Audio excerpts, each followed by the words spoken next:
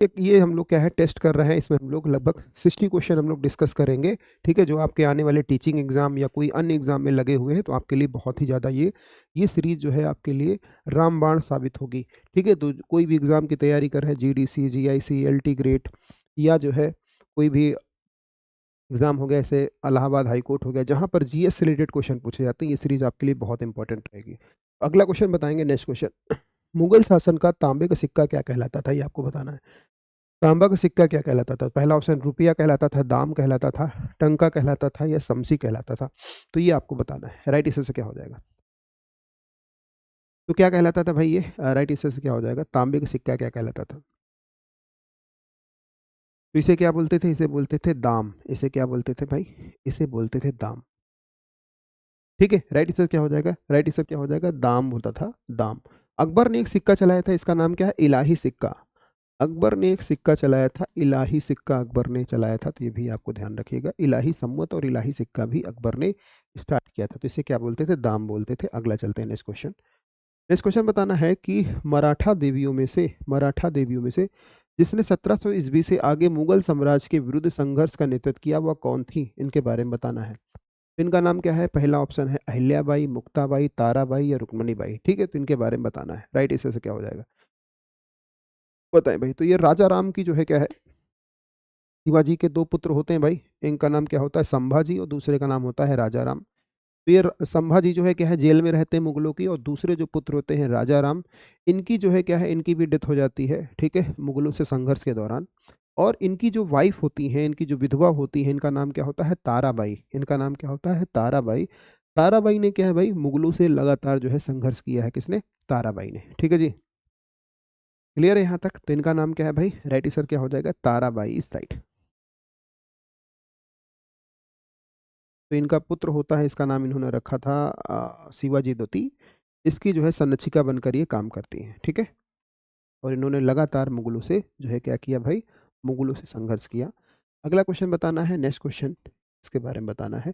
मुंडा विद्रोह ये कहाँ, ये इसको किसने किया था, संथाल विद्रोह, अहोम विद्रोह, और नायक विद्रोह, ठीक है। तो मुंडा विद्रोह कहाँ पर हुआ है, झारखंड में हुआ था। कहाँ पर हुआ था, झारखंड वाले रीजन में। ये हुआ था 1899 में, ठीक है। इसको किसने किया था, बिरसा मुंडा ने किया था। 1855 में होता है, सिद्धू कान्हू चांद भैरव चार भाई होते हैं, संथाल विद्रोह होता है। ये भी होता है झारखंड में, संथाल परगना है वहां पर होता है, झारखंड में ही हुआ था, ठीक है। अहोम विद्रोह हुआ था 1828 में। कब हुआ था, 1828 में हुआ था अहोम विद्रोह। ये कहाँ पर हुआ था, ये हुआ था असम में, ठीक है, असम में हुआ था। इसको किसने स्टार्ट किया था भाई, इसको जो है स्टार्ट किया था, इनका नाम क्या है, गोमधर कुंवर ने स्टार्ट किया था, ठीक है। तो इसका आंसर क्या हो जाएगा, D option is right. Right answer क्या हो जाएगा, डी ऑप्शन इज राइट। तो नायक विद्रोह कब हुआ था, 1806 में हुआ था नायक विद्रोह। इसका आंसर हो जाएगा डी, ठीक है। राइट आंसर क्या हो जाएगा, D option is right. Clear है यहाँ तक। ताना भगत आंदोलन, इसके नेता कौन थे, जतरा भगत। 1914 के आसपास हुआ था, बंगाल वाले रीजन में। इसके जो नेता थे, इनका नाम था जतरा भगत। इनका नाम था जतरा भगत। ताना भगत आंदोलन जतरा भगत ने स्टार्ट किया था, ठीक है। क्लियर यहाँ पर। तो छोटा नागपुर के पठार के आसपास हुआ था, तो इसमें जतरा भगत, बलराम भगत, कई सारी महिलाओं ने भी इसमें नेतृत्व प्रदान किया था। यस। आगे चला जाए, next question, right answer is D option is right. अगला क्वेश्चन है, मद्रास में रैयतवाड़ी व्यवस्था के संदर्भ में कौन सा कथन सही है। तो रैयतवाड़ी व्यवस्था मद्रास में स्टार्ट हुई थी, कब स्टार्ट हुई थी भाई, 1820 में स्टार्ट हुई थी। इसको दो लोगों ने स्टार्ट किया था, इनका नाम है हॉल्ट मैकेन, इनका नाम क्या है, मुनरो एंड रीस्ट, थॉमस मुनरो, और एक का नाम क्या है, एक का नाम है रीड, एक का नाम क्या था, रीड। रीड एंड मुनरो ने स्टार्ट किया था 1820 में। कब स्टार्ट किया था, 1820 में। और ये 51% भूभाग पर लागू थी, 51% भूभाग पर ये लागू थी। इनका नाम क्या है, इनका नाम है मुनरो, ठीक है। इनका नाम क्या है, मुनरो। और ये भारत के 51% भूभाग पर लागू थी। इस व्यवस्था की खास बात क्या थी, इसमें डायरेक्ट किसान अपना जो है रेवेन्यू सरकार के पास जमा करते थे। तो रीड एंड मुनरो, ठीक है। इसी तरह जो है एक व्यवस्था स्टार्ट हुई थी, पश्चिमी उत्तर प्रदेश हो गया, महाराष्ट्र वाला रीजन हो गया, वहाँ पर महालवाड़ी सिस्टम स्टार्ट हुआ था, महालवाड़ी सिस्टम, ठीक है। महालवाड़ी सिस्टम 1822 में स्टार्ट हुआ था। इसको दो लोगों ने स्टार्ट किया था, एक का नाम है ऑल्ट मैकेंजी, इनका नाम क्या है, ऑल्ट मैकेंजी ने इसको स्टार्ट किया था। और ये कहाँ कहाँ पर लागू थी भाई, तो ये वेस्टर्न उत्तर प्रदेश हो गया, महाराष्ट्र का रीजन हो गया, ठीक है, थोड़ा बड़ा region North West Frontier Province वाला हो गया। तो यहाँ पर ये स्टार्ट हुई थी, 31% भूभाग पर ये लागू थी। और स्थायी बंदोबस्त ये बंगाल, बिहार, उड़ीसा में कार्नवालिस के समय, और ये 19% भूभाग पर लागू थी। ठीक है, तो ये भी आपको ध्यान में रखना है जी। क्लियर यहाँ पे? इसका पीडीएफ कहाँ पे मिलेगा भाई? इसका पीडीएफ हमारे एप्लीकेशन पर मिलेगा। इस क्लास के जस्ट बाद आपको एप्लीकेशन डाउनलोड करना पड़ेगा, पीडीएफ वाले सेक्शन में चले जाना है आपको। सारी पीडीएफ आपको वहाँ पर फ्री मिलेंगी। कल कई सारी पीडीएफ अपलोडेड नहीं थी, मैंने कल रात में अपलोड कर दिया है सारी पीडीएफ। ठीक है, अगला क्वेश्चन बताना है, किस गवर्नर जनरल ने दास प्रथा को समाप्त किया था? ठीक है, तो दास प्रथा को समाप्त किया था ये आपको बताना। आपके एग्जाम के अकॉर्डिंग ही सारे क्वेश्चन का लेवल सेट किया गया है, जो आपके एग्जाम में पूछा जा रहा है। बहुत हार्ड रखने का प्रयास नहीं किया गया है, एग्जाम को बहुत हार्ड रखा जाए, बहुत इजी नहीं, मॉडरेट लेवल का पेपर बनाया है, जैसा आपके एग्जाम में पूछा जाता है। कुछ इसी तरह के क्वेश्चन आपको एग्जाम में देखने को मिलेंगे। तो बताना है, किस गवर्नर जनरल ने दास प्रथा को समाप्त किया? देखो, दास प्रथा की समाप्त करने की बात कब पहली बार करी गई? तो 1833 के एक्ट में पहली बार दास प्रथा को समाप्त करने की बात करी, चार्टर एक्ट 1833 में। तो इनका नाम क्या होता है? इनका नाम होता है एलन बरो। एलन बरो ने 1843 में दास प्रथा को समाप्त किया, एक्ट नंबर 5 के तहत। एक्ट नंबर 5 के तहत एलन बरो ने क्या है, दास प्रथा को समाप्त किया। राइट आंसर क्या हो जाएगा? Right answer is C, option is right. Clear है यहाँ तक? बताओ, इनका नाम क्या है? Lord Ellenborough. Lord Ellenborough. अच्छा, बेंटिंग ने जो है क्या है, लॉर्ड विलियम बेंटिंग ने 1829 में 1829 में इसको भाई सती प्रथा को समाप्त किया था। सती प्रथा को समाप्त किया था रेगुलेशन नंबर 17 के तहत। रेगुलेशन नंबर 17 के तहत किसकी सहायता से? इसमें जो है विशेष योगदान था राजा राम मोहन राय का, बहुत बड़ा योगदान था राजा राम मोहन राय का। जी नमस्कार भाई सभी लोगों को, गुड आफ्टरनून संगीता। अब यहाँ तक किसी बच्चे को कोई दिक्कत है बताएं? ठीक है, कोई दिक्कत है जी? क्लियर है नजमा? बहुत बढ़िया, बताओ यहाँ तक कोई समस्या?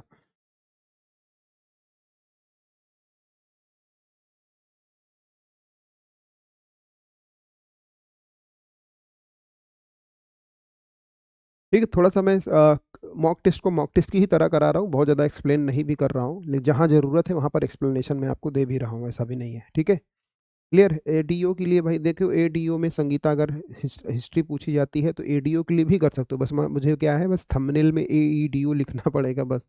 ठीक है, तो एईडीओ की क्लास हो जाएगी। ठीक है। चलो फिर आगे चलते हैं, कोई दिक्कत नहीं है, आगे चलते हैं। नेक्स्ट नेक्स्ट क्वेश्चन बताना है, वह कौन सा क्षेत्र था जहां पर बाबा रामचंद्र ने किसानों को संगठित किया? ठीक है, ये क्वेश्चन बताओ भाई फटाफट, इसका आंसर करेंगे सभी बच्चे, 1 मिनट।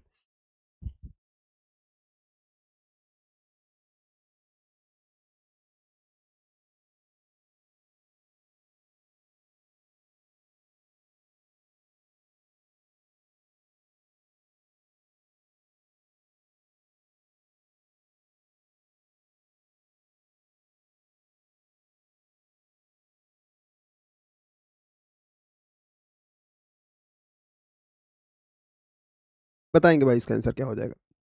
ठीक है, तो अवध में जगह है भाई, अवध में इन्होंने क्या है भाई, संगठित किया था अवध में 1920 के आसपास। ठीक है, 1920 के आसपास इन्होंने भाई क्या है, संगठित किया था अवध वाले रीजन में बाबा रामचंद्र। ठीक है, राइट आंसर क्या हो जाएगा? ए, ऑप्शन इज राइट।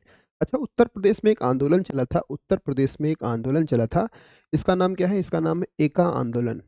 इसका नाम क्या है? एका आंदोलन। ये उत्तर प्रदेश में स्टार्ट हुआ था लगभग 1920 के आसपास, लगभग 1920 के आसपास। और ये जो है सीतापुर वाला रीजन हो गया है ना, सीतापुर हरदोई यहाँ पर स्टार्ट हुआ था। इसको किसने स्टार्ट किया था? इसको स्टार्ट किया था मदारी पासी ने। इनका नाम क्या है? इनका नाम है मदारी पासी, तो ये भी आपको ध्यान में रखना पड़ेगा। ठीक है, क्लियर यहाँ तक? बंगाल में एक विद्रोह स्टार्ट हुआ था, इसका नाम क्या है? इसका नाम है सन्यासी विद्रोह। तो सन्यासी विद्रोह कब स्टार्ट हुआ है भाई? तो इसको स्टार्ट किया था भाई हिंदू और मुस्लिम दोनों ने स्टार्ट किया था, 1770 में ये स्टार्ट हुआ था सन्यासी रिवोल्ट। ठीक है, तो इसमें क्या है, इसमें तीर्थ यात्रा पर रोक लगा दी गई थी, मुस्लिमों को हज पर जाने की यात्रा पर रोक लगा दिया गया, और जो हिंदू है इनको तीर्थ यात्रा पर जो है क्या है, रोक लगा दिया गया था। तो इसका विरोध किया था सन्यासियों ने, इसका विरोध किया था। तो इस समय जो है कौन था भाई? वारेन हेस्टिंग था। वारेन हेस्टिंग ने इस विद्रोह को दबा दिया। इस विद्रोह के बारे में जानकारी हमें कहाँ से मिलती है? तो बुक है आनंद मठ, काफ़ी इंपॉर्टेंट बुक है, तो ये भी याद रखना। इस विद्रोह के बारे में जानकारी मिलती है आनंद मठ में। आनंद मठ बुक किसने लिखा था भाई? इनका नाम क्या है? इनका नाम है बंकिम चंद्र चटर्जी। और इससे ज़्यादा इम्पोर्टेंट क्वेश्चन ये हो जाता है कि आनंद मठ से ही बंकिम चंद्र चटर्जी जी ने, आनंद मठ में ही हमें वंदे मातरम गीत मिलता है। ये ज़्यादा इम्पोर्टेंट हो जाता है। ठीक है, वंदे मातरम गीत ये कहाँ से मिलता है? ये मिलता है हमें आनंद मठ में। ठीक है, अभी इसके कितने साल पूरे हुए हैं भाई बताएं? तो ये थोड़ा ज़्यादा इंपॉर्टेंट हो जाता है। क्लियर है यहाँ तक? चलें फिर आगे। अगला क्वेश्चन बताना है कि किस गवर्नर जनरल ने दास प्रथा को समाप्त किया है? ये क्वेश्चन तो हो चुका है भाई, है ना? तो इनका नाम क्या है? इनका नाम है एलन बरो। इस क्वेश्चन को हो चुका है। अगला क्वेश्चन बताना है, भारत में पहली बार लोक सेवा आयोग की स्थापना किस अधिनियम से हुई, वह कौन सा था? फटाफट बताओ भाई, इसका आंसर क्या हो जाएगा? लोक सेवा आयोग 1892, 1909, 1919 या 1935? इसके बारे में बताना है कि कौन से एक्ट के तहत भारत में पहली बार लोक सेवा आयोग की शुरुआत हुई थी, ये आपको बताना है। ठीक है, तो बताओ भाई, राइट आंसर से क्या हो जाएगा? राइट आंसर इस ठीक। 150 साल पूरे हुए हैं, बहुत बढ़िया। अच्छा, अगर हम लोग बात करें 1909 के अधिनियम को, इसको क्या बोलते हैं? इसे बोलते हैं Morley Minto act. Morley Minto act. इसमें जो बेसिक क्वेश्चन ये पूछा जाता है कि मुस्लिमों को पहली बार सेपरेट इलेक्ट्रेट किस में दिया गया? मुस्लिम्स को पहली बार सेपरेट इलेक्ट्रेट किस में दिया गया, या पृथक निर्वाचक मंडल किस में दिया गया? इसी में दिया गया। ठीक है, ये क्या है? हिंदू और मुस्लिम को आपस में जो है डिवाइड करने का तरीका था अंग्रेजों का, क्योंकि अंग्रेजों को पता है कि लंबे समय तक शासन करना है तो इनको डिवाइड रखो, इनको आपस में उलझाए रखो, लड़ाए रखो। जैसे आज के नेता भी ये करते हैं, चुनाव आता है तो कहीं दंगा हो जाएगा, कहीं हिंदू मुस्लिम दंगा हो जाएगा, कहीं हिंदुत्व का नारा जो है लगने लगेगा। तो अंग्रेज चले गए, लेकिन वही सारी स्ट्रैटेजीज, वही सारी टैक्टिक्स आज भी यूज होती हैं आपस में लड़ाने के लिए। ठीक है, जैसे 1857 के विद्रोह में अंग्रेजों ने किया था कि भाई ये हिंदू और मुस्लिम को आपस में लड़ाने का प्रयास किया था, लेकिन ये असफल हो गए थे, सारे प्रयास इनके असफल हो गए थे। लेकिन आज तो भाई क्या है, आज तो बिल्कुल आसान है सब काम करना। तो इसका आंसर क्या हो जाएगा? राइट आंसर इस 1990 एक्ट इज राइट। ठीक है, 1919 का एक्ट। क्लियर है यहाँ तक? तो फूट डालो राज करो, ये इनकी नीति हुआ करती थी, जैसे आज की सरकारें भी कर रही हैं। हिंदुत्व का नारा है। ठीक है, हिंदुत्व का नारा है, सनातन धर्म जिंदाबाद, है ना भाई? और खुद जो है क्या है, गाय के बछड़े की बेल्ट पहने घूम रहे हैं, उस पर जो है कोई दिक्कत नहीं है ना। सनातन धर्म जिंदाबाद। क्लियर जी यहाँ तक? तो आई होप ये क्लियर होगा। जय हिंद जी। आगे चलते हैं भाई, नेक्स्ट क्वेश्चन। तो इसका आंसर हो जाएगा सी ऑप्शन इज राइट। अगला क्वेश्चन चलते हैं। निम्नलिखित में से कौन इंडिपेंडेंट लीग की स्थापना करी थी, आपको बताना है। कौन है जिन्होंने इंडिपेंडेंट लीग की स्थापना करी थी? तो पहला ऑप्शन है मोतीलाल नेहरू, महात्मा गांधी, रास बिहारी बोस, लाला लाजपत राय। इसके बारे में बताएं।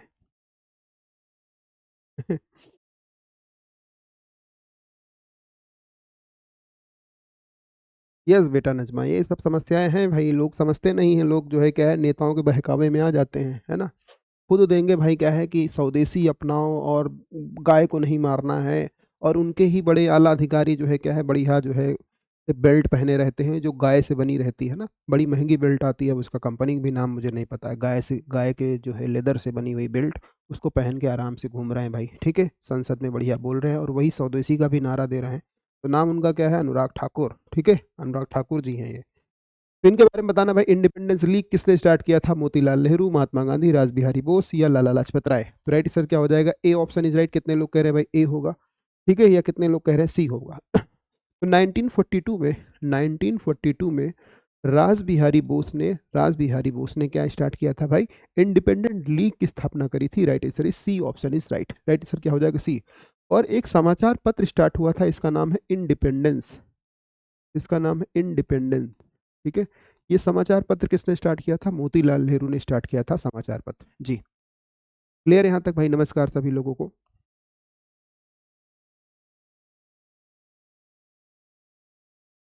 बताओ यहाँ तक समझ में आ रहा भाई आप लोगों को? बीफ में सब कुछ आ जाता है भाई, बीफ में गाय भैंस सब आ जाते हैं। ठीक है, गौवंश आ जाता है पूरा। चलो फिर इसका आंसर क्या हो जाएगा? Right answer is Rash Behari Bose is right. Right answer is C option is right. इनका नाम क्या है? इनका नाम है रास बिहारी बोस। अच्छा, रास बिहारी बोस वही व्यक्ति होते हैं जिन्होंने, जब आपको पता है कि थोड़ा सा स्टोरी समझो भाई, 1905 में क्या है, बंगाल विभाजन हुआ था। बंगाल विभाजन के बाद क्या कहा अंग्रेजों ने 1911 में कि हम भाई बंगाल विभाजन रद्द करेंगे। ठीक है, फिर बंगाल विभाजन रद्द करने के बाद इन्होंने कहा कि हम जो अपनी कैपिटल कलकत्ता है उसको कहाँ पर शिफ्ट करेंगे? कलकत्ता से दिल्ली शिफ्ट करेंगे।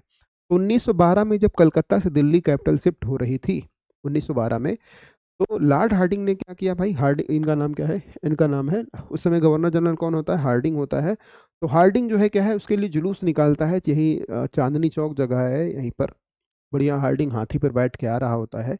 तो पहले से ही इन लोगों ने प्लान बनाया था, रास बिहारी बोस, कई सारे अन्य नेता होते हैं, अनुशीलन समिति के भी कई सारे मेंबर होते हैं, मुकुंद बोस हो गए, अवध बिहारी हो गए, कई सारे लोग होते हैं, लगभग 13 लोगों के ऊपर मुकदमा चलाया जाता है। इन लोगों ने हार्डिंग को मारने का प्लान बनाया था और हार्डिंग के ऊपर ये बम फेंकते हैं। हार्डिंग के ऊपर, हार्डिंग के आगे एक बैठा रहता है महावत, जो हाथी को चलाता है ना, उसको क्या बोलते हैं, महावत, और वो बम जो है क्या है, महावत के पास लगा। महावत की तो तुरंत डेथ हो गई और हार्डिंग को थोड़ी बड़ी चोटें आई थी। ठीक है, तो फिर इसके बाद ये जो है फरार हो जाते हैं रास बिहारी बोस साहब, और चले जाते हैं इंडिया छोड़कर। फिर इन्होंने आज़ाद हिंद फौज को भी इस्टेब्लिश किया था। इनका नाम क्या है, रास बिहारी बोस। राइट आंसर क्या हो जाएगा, C option is right. Clear है यहाँ तक? चलो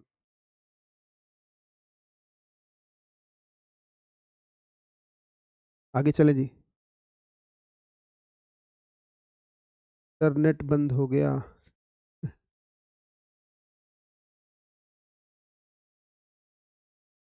ठीक है, क्लियर है यहाँ तक, आई होप। देखो ये कोई पॉलिटिकल क्लास नहीं है यार, पढ़ने आए हो, चुपचाप पढ़ो, चुपचाप जाओ, अपना एग्जाम निकालो। ठीक है, वैसे मैं पॉलिटिक्स पे बात करता नहीं हूँ, तो चुपचाप पढ़ो, आराम से जाओ। ठीक है, इसका आंसर क्या हो जाएगा, सी ऑप्शन इज राइट। अगला चला जाए भाई, नेक्स्ट क्वेश्चन। नेक्स्ट क्वेश्चन बताना है, कौन सा एक अनुशीलन समिति नहीं है, इसकी स्थापना बताना है, कौन सी अनुशीलन समिति की स्थापना किसने करी थी। तो ये क्या है भाई, ये क्रांतिकारी संगठन हुआ करता था, ये क्या है, क्रांतिकारी संगठन हुआ करता था। और ये कहाँ पर स्टार्ट हुई थी भाई, बंगाल, ढाका, इनकी कई सारी जो है ब्रांचेस भी खुली हुई थी। तो ये बताना है अनुशीलन समिति कहाँ पर स्टार्ट हुई थी। ठीक है, तो 1902 में जो है एक संगठन हुआ करता था, 1902 में यहाँ पर ये स्टार्ट किया गया था क्रांतिकारी संगठन। ठीक है, तो इसका नाम क्या है भाई, इसका नाम, इसको स्टार्ट किया था पी मित्रा ने। इसकी कई सारी ब्रांचेस थी, बंगाल में थी, ढाका में भी थी, है ना। तो पी मित्रा ने इसको स्टार्ट किया था 1902 में, 1902 में स्टार्ट किया था। और ये जो है क्या है, एक पत्रिका भी निकालते थे, अपनी एक मैगजीन निकालते थे। तो ये भी इम्पोर्टेंट है। इस मैगजीन का नाम क्या है, इस मैगजीन का नाम है युगांतर। इस मैगजीन का नाम क्या है, युगांतर। तो ये भी आपको ध्यान में रखना है। ठीक है, वीडी सावरकर की बात करें, वीडी सावरकर ने भाई, इनके बारे में याद होगा कि इन्होंने दो संगठन बनाए थे। एक का नाम क्या है, एक का नाम है मित्र मेला। मित्र मेला इनका संगठन था 1899 में, अपने बड़े भाई के साथ मिलकर, गणेश सावरकर के साथ। ये 1904 में हो जाता है अभिनव भारत, इसका नाम ये कर देते हैं अभिनव भारत सोसाइटी, 1904 में। और इन्होंने एक बुक भी लिखी थी, इन्होंने एक बुक लिखी थी फर्स्ट वॉर ऑफ इंडिपेंडेंस, 1857 की क्रांति के ऊपर। ठीक है, तो युगांतर पत्रिका का भी संपादन जो है इसमें किया गया था। ठीक है, क्लियर भाई। तो बरिंद घोष ने इसको स्टार्ट किया था, बरिंद घोष, बाद में इसमें जुड़ते हैं, बरिंद घोष ने युगांतर पत्रिका स्टार्ट करी थी। अगला है, बताना है वह कौन सा व्यक्ति था, वह व्यक्ति कौन था जिसने विदेश में गणतंत्रात्मक सरकार की स्थापना करी। तो पहला ऑप्शन है महेंद्र प्रताप, दूसरा ऑप्शन है सुभाष चंद्र बोस, तीसरा ऑप्शन है रास बिहारी बोस। तो बताना है कि गणतंत्रात्मक सरकार की स्थापना किसने करी थी। तो इनका नाम क्या है, राजा। ये तो कहाँ पर इन्होंने करी थी भाई, इन्होंने प्रथम विश्व युद्ध के प्रारंभ होने पर, प्रथम विश्व युद्ध के प्रारंभ होने पर इन्होंने अफगानिस्तान में जो है क्या है, इसको जो है क्या है, समांतर सरकार की स्थापना करी थी। तो राजा महेंद्र प्रताप, इनका नाम क्या है, राजा महेंद्र प्रताप। राइट आंसर क्या हो जाएगा, ए ऑप्शन इज राइट। ठीक है, और अपना प्रधानमंत्री किसे बनाया था इन्होंने, बरकतुल्ला। तो ये थे राष्ट्रपति, ये थे राष्ट्रपति बने थे। और इनका प्रधानमंत्री कौन था भाई, प्रधानमंत्री बने थे बरकतुल्ला। इनका नाम क्या है, इनका नाम है बरकतुल्ला, ये बने थे प्रधानमंत्री। राइट आंसर से क्या हो जाएगा, right answer is A option is right. Right answer क्या हो जाएगा, ए ऑप्शन इज राइट। ठीक है, क्लियर है यहाँ तक। सुभाष चंद्र बोस की कुछ बुक्स के बारे में याद रखना, जैसे एक बुक है इनकी, इनका नाम क्या है, सुभाष चंद्र की बुक है, एक का नाम है इंडियन स्ट्रगल, कई बार एग्जाम में पूछी जाती है, इंडियन स्ट्रगल। ठीक है, ये इनकी बुक है। और इनकी एक, इनकी बायोग्राफी है, इसका नाम है the spring tiger, the spring tiger, ये भी ध्यान में रखना। किसने लिखा था, व्यक्ति है, इनका नाम है हुई टुगो।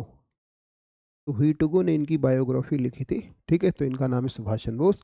और इनका जन्म दिवस सरकार मना रही 23 जनवरी को पराक्रम दिवस के रूप में, पराक्रम दिवस के रूप में जो है मना रही है 23 जनवरी को। तो ये भी ध्यान में रखना है। क्लियर यहाँ तक, ठीक है। और सुभाष चंद्र बोस के बारे में क्या याद रखना है भाई, सुभाष चंद्र बोस ने दो बार कांग्रेस सेशन को लीड किया था। एक बार 1939 का त्रिपुरी सेशन था, एक बार 1938 में हरिपुरा सेशन।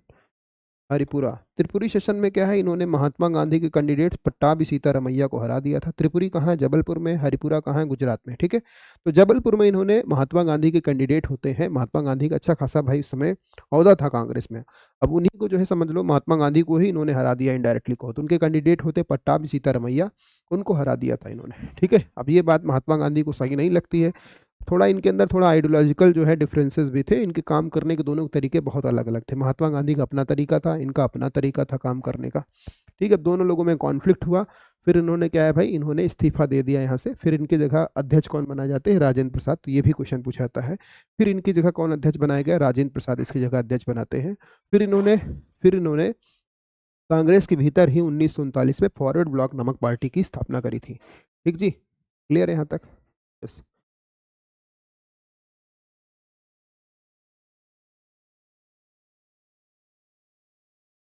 बताएं भाई इसका आंसर क्या हो जाएगा। अब इस क्वेश्चन का आंसर आप लोग करेंगे, राइट। इससे क्या क्या हो जाएगा। तब तक मैं आपका कमेंट देखता हूँ, क्या बोल रहे हैं आप लोग कमेंट में। हाँ, पट्टाभी की हार मेरी हार है, ऐसा कुछ बोला था इन्होंने।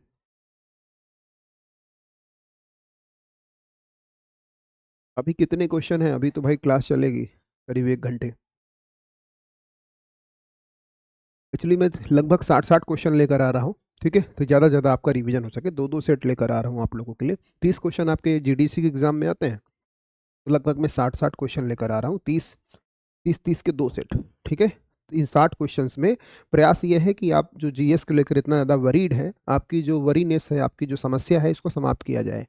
ठीक है, तो एक एक डेढ़ डेढ़ घंटा रोज भी हम पढ़ेंगे। अगर आप इस रोज सेशन में जुड़ेंगे तो आप जीएस में 100% स्कोर कर जाएंगे। कोई भी आपको चीज़ जो है कुछ भी आपको अलग से करने की आवश्यकता नहीं है।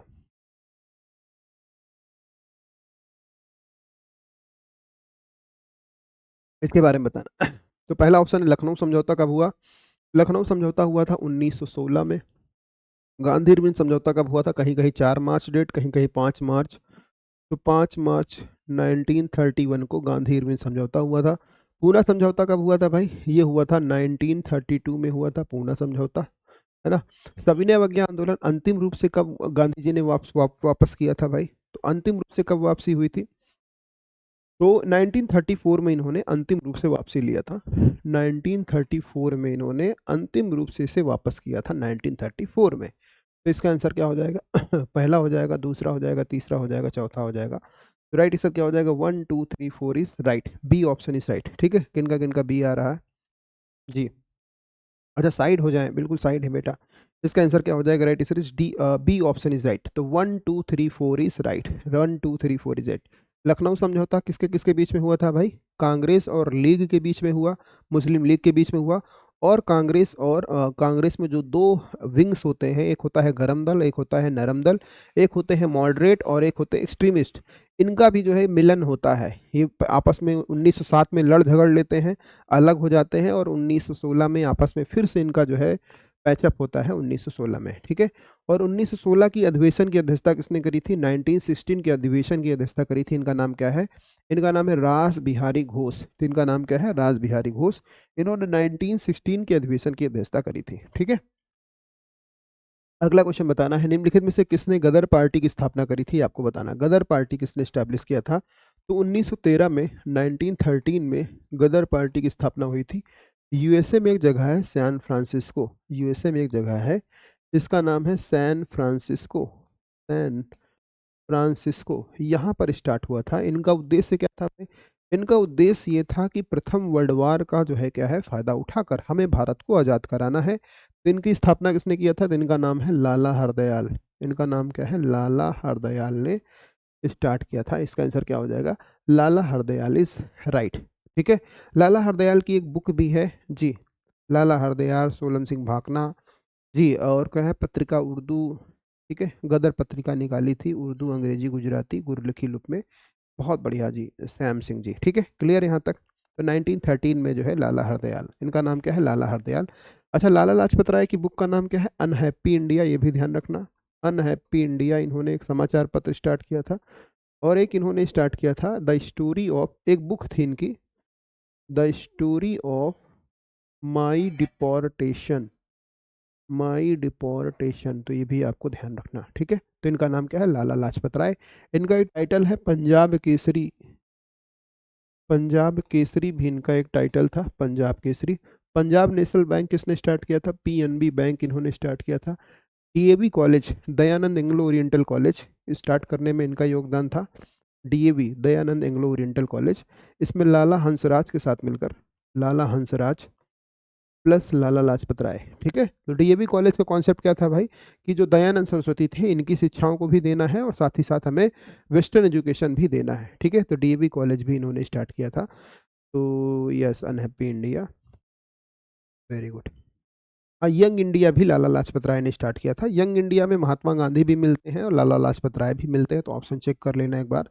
यंग इंडिया दोनों लोगों ने स्टार्ट किया था, नाम एक ही है। ठीक है, अच्छा, इनकी बुक का नाम क्या है? Bhagat Singh, why I am atheist. किसकी बुक है? भगत सिंह की बुक है, वाई आई एम एथीस्ट, या मैं नास्तिक क्यों हूँ। अगला क्वेश्चन बताना है, आजाद हिंद फौज के किस सैनिक को 7 वर्ष के कारावास का दंड दिया गया था? देखो, आजाद हिंद फौज, ये जो है क्या है, इनके जो आज़ाद हिंद फौज कब स्टार्ट करी गई थी? 1942 के आसपास। ठीक है, 1924। आज़ाद हिंद फौज का जो है दिमाग में पहली बार किससे कॉन्सेप्ट आया? ठीक है, कि क्या कि भाई एक ऐसी फौज होनी चाहिए। तो 1942 में पहली बार ये दिमाग में आया किसके? कैप्टन मोहन सिंह, पंजाब रेजिमेंट के सैनिक थे। इनके दिमाग में ये आइडिया आया, और एक प्रीतम सिंह भी थे, 2 लोग थे।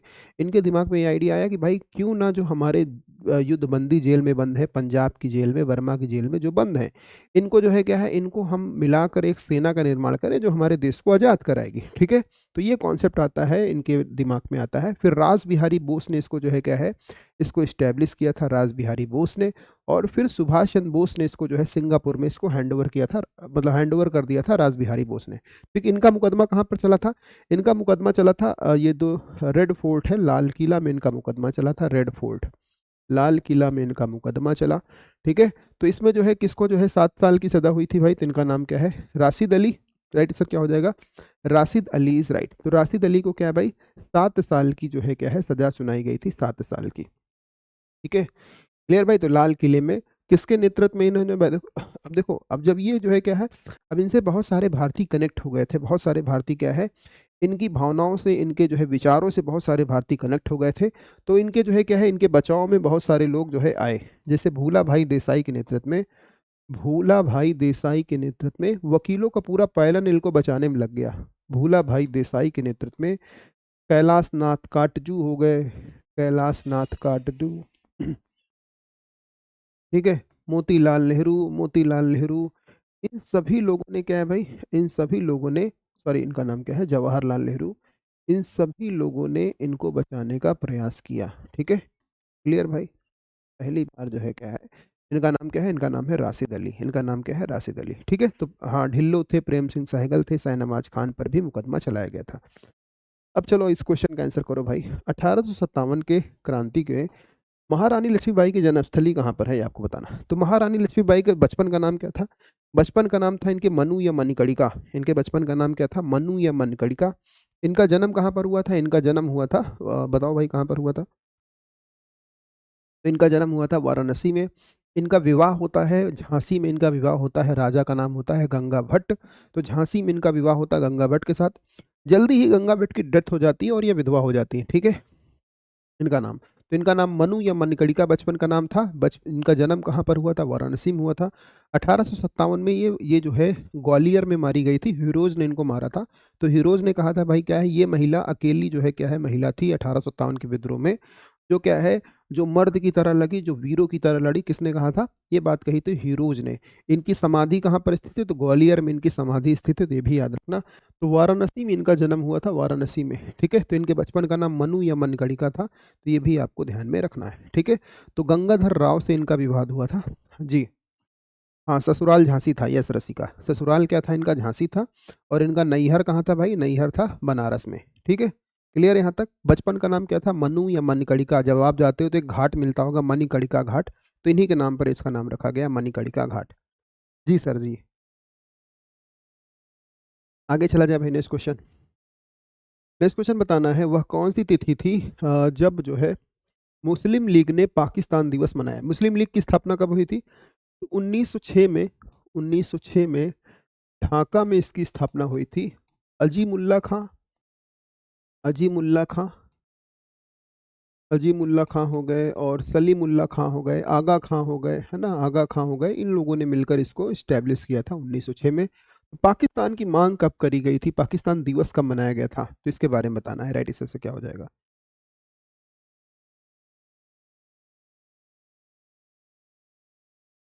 तो मोहम्मद अली जिन्ना के नेतृत्व में, ठीक है, 23 मार्च 1943 को पाकिस्तान दिवस मनाया गया था मोहम्मद अली जिन्ना के नेतृत्व में। राइट आंसर क्या हो जाएगा? D option is right.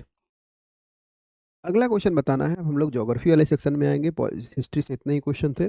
अब ज्योग्राफी के से बताना है, कोरी क्रीक, ठीक है, कोरी क्रीक एक जगह है, ये कहाँ पर है? गुजरात में है। ये कहाँ पर स्थित है? कच्छ के रण में है, खंबाती खाड़ी में है, या कच्छ की खाड़ी पर है? तो ये आपको बताना है। तो ये भारत और पाकिस्तान के बीच में क्या है? विवादित स्थल है, ठीक है।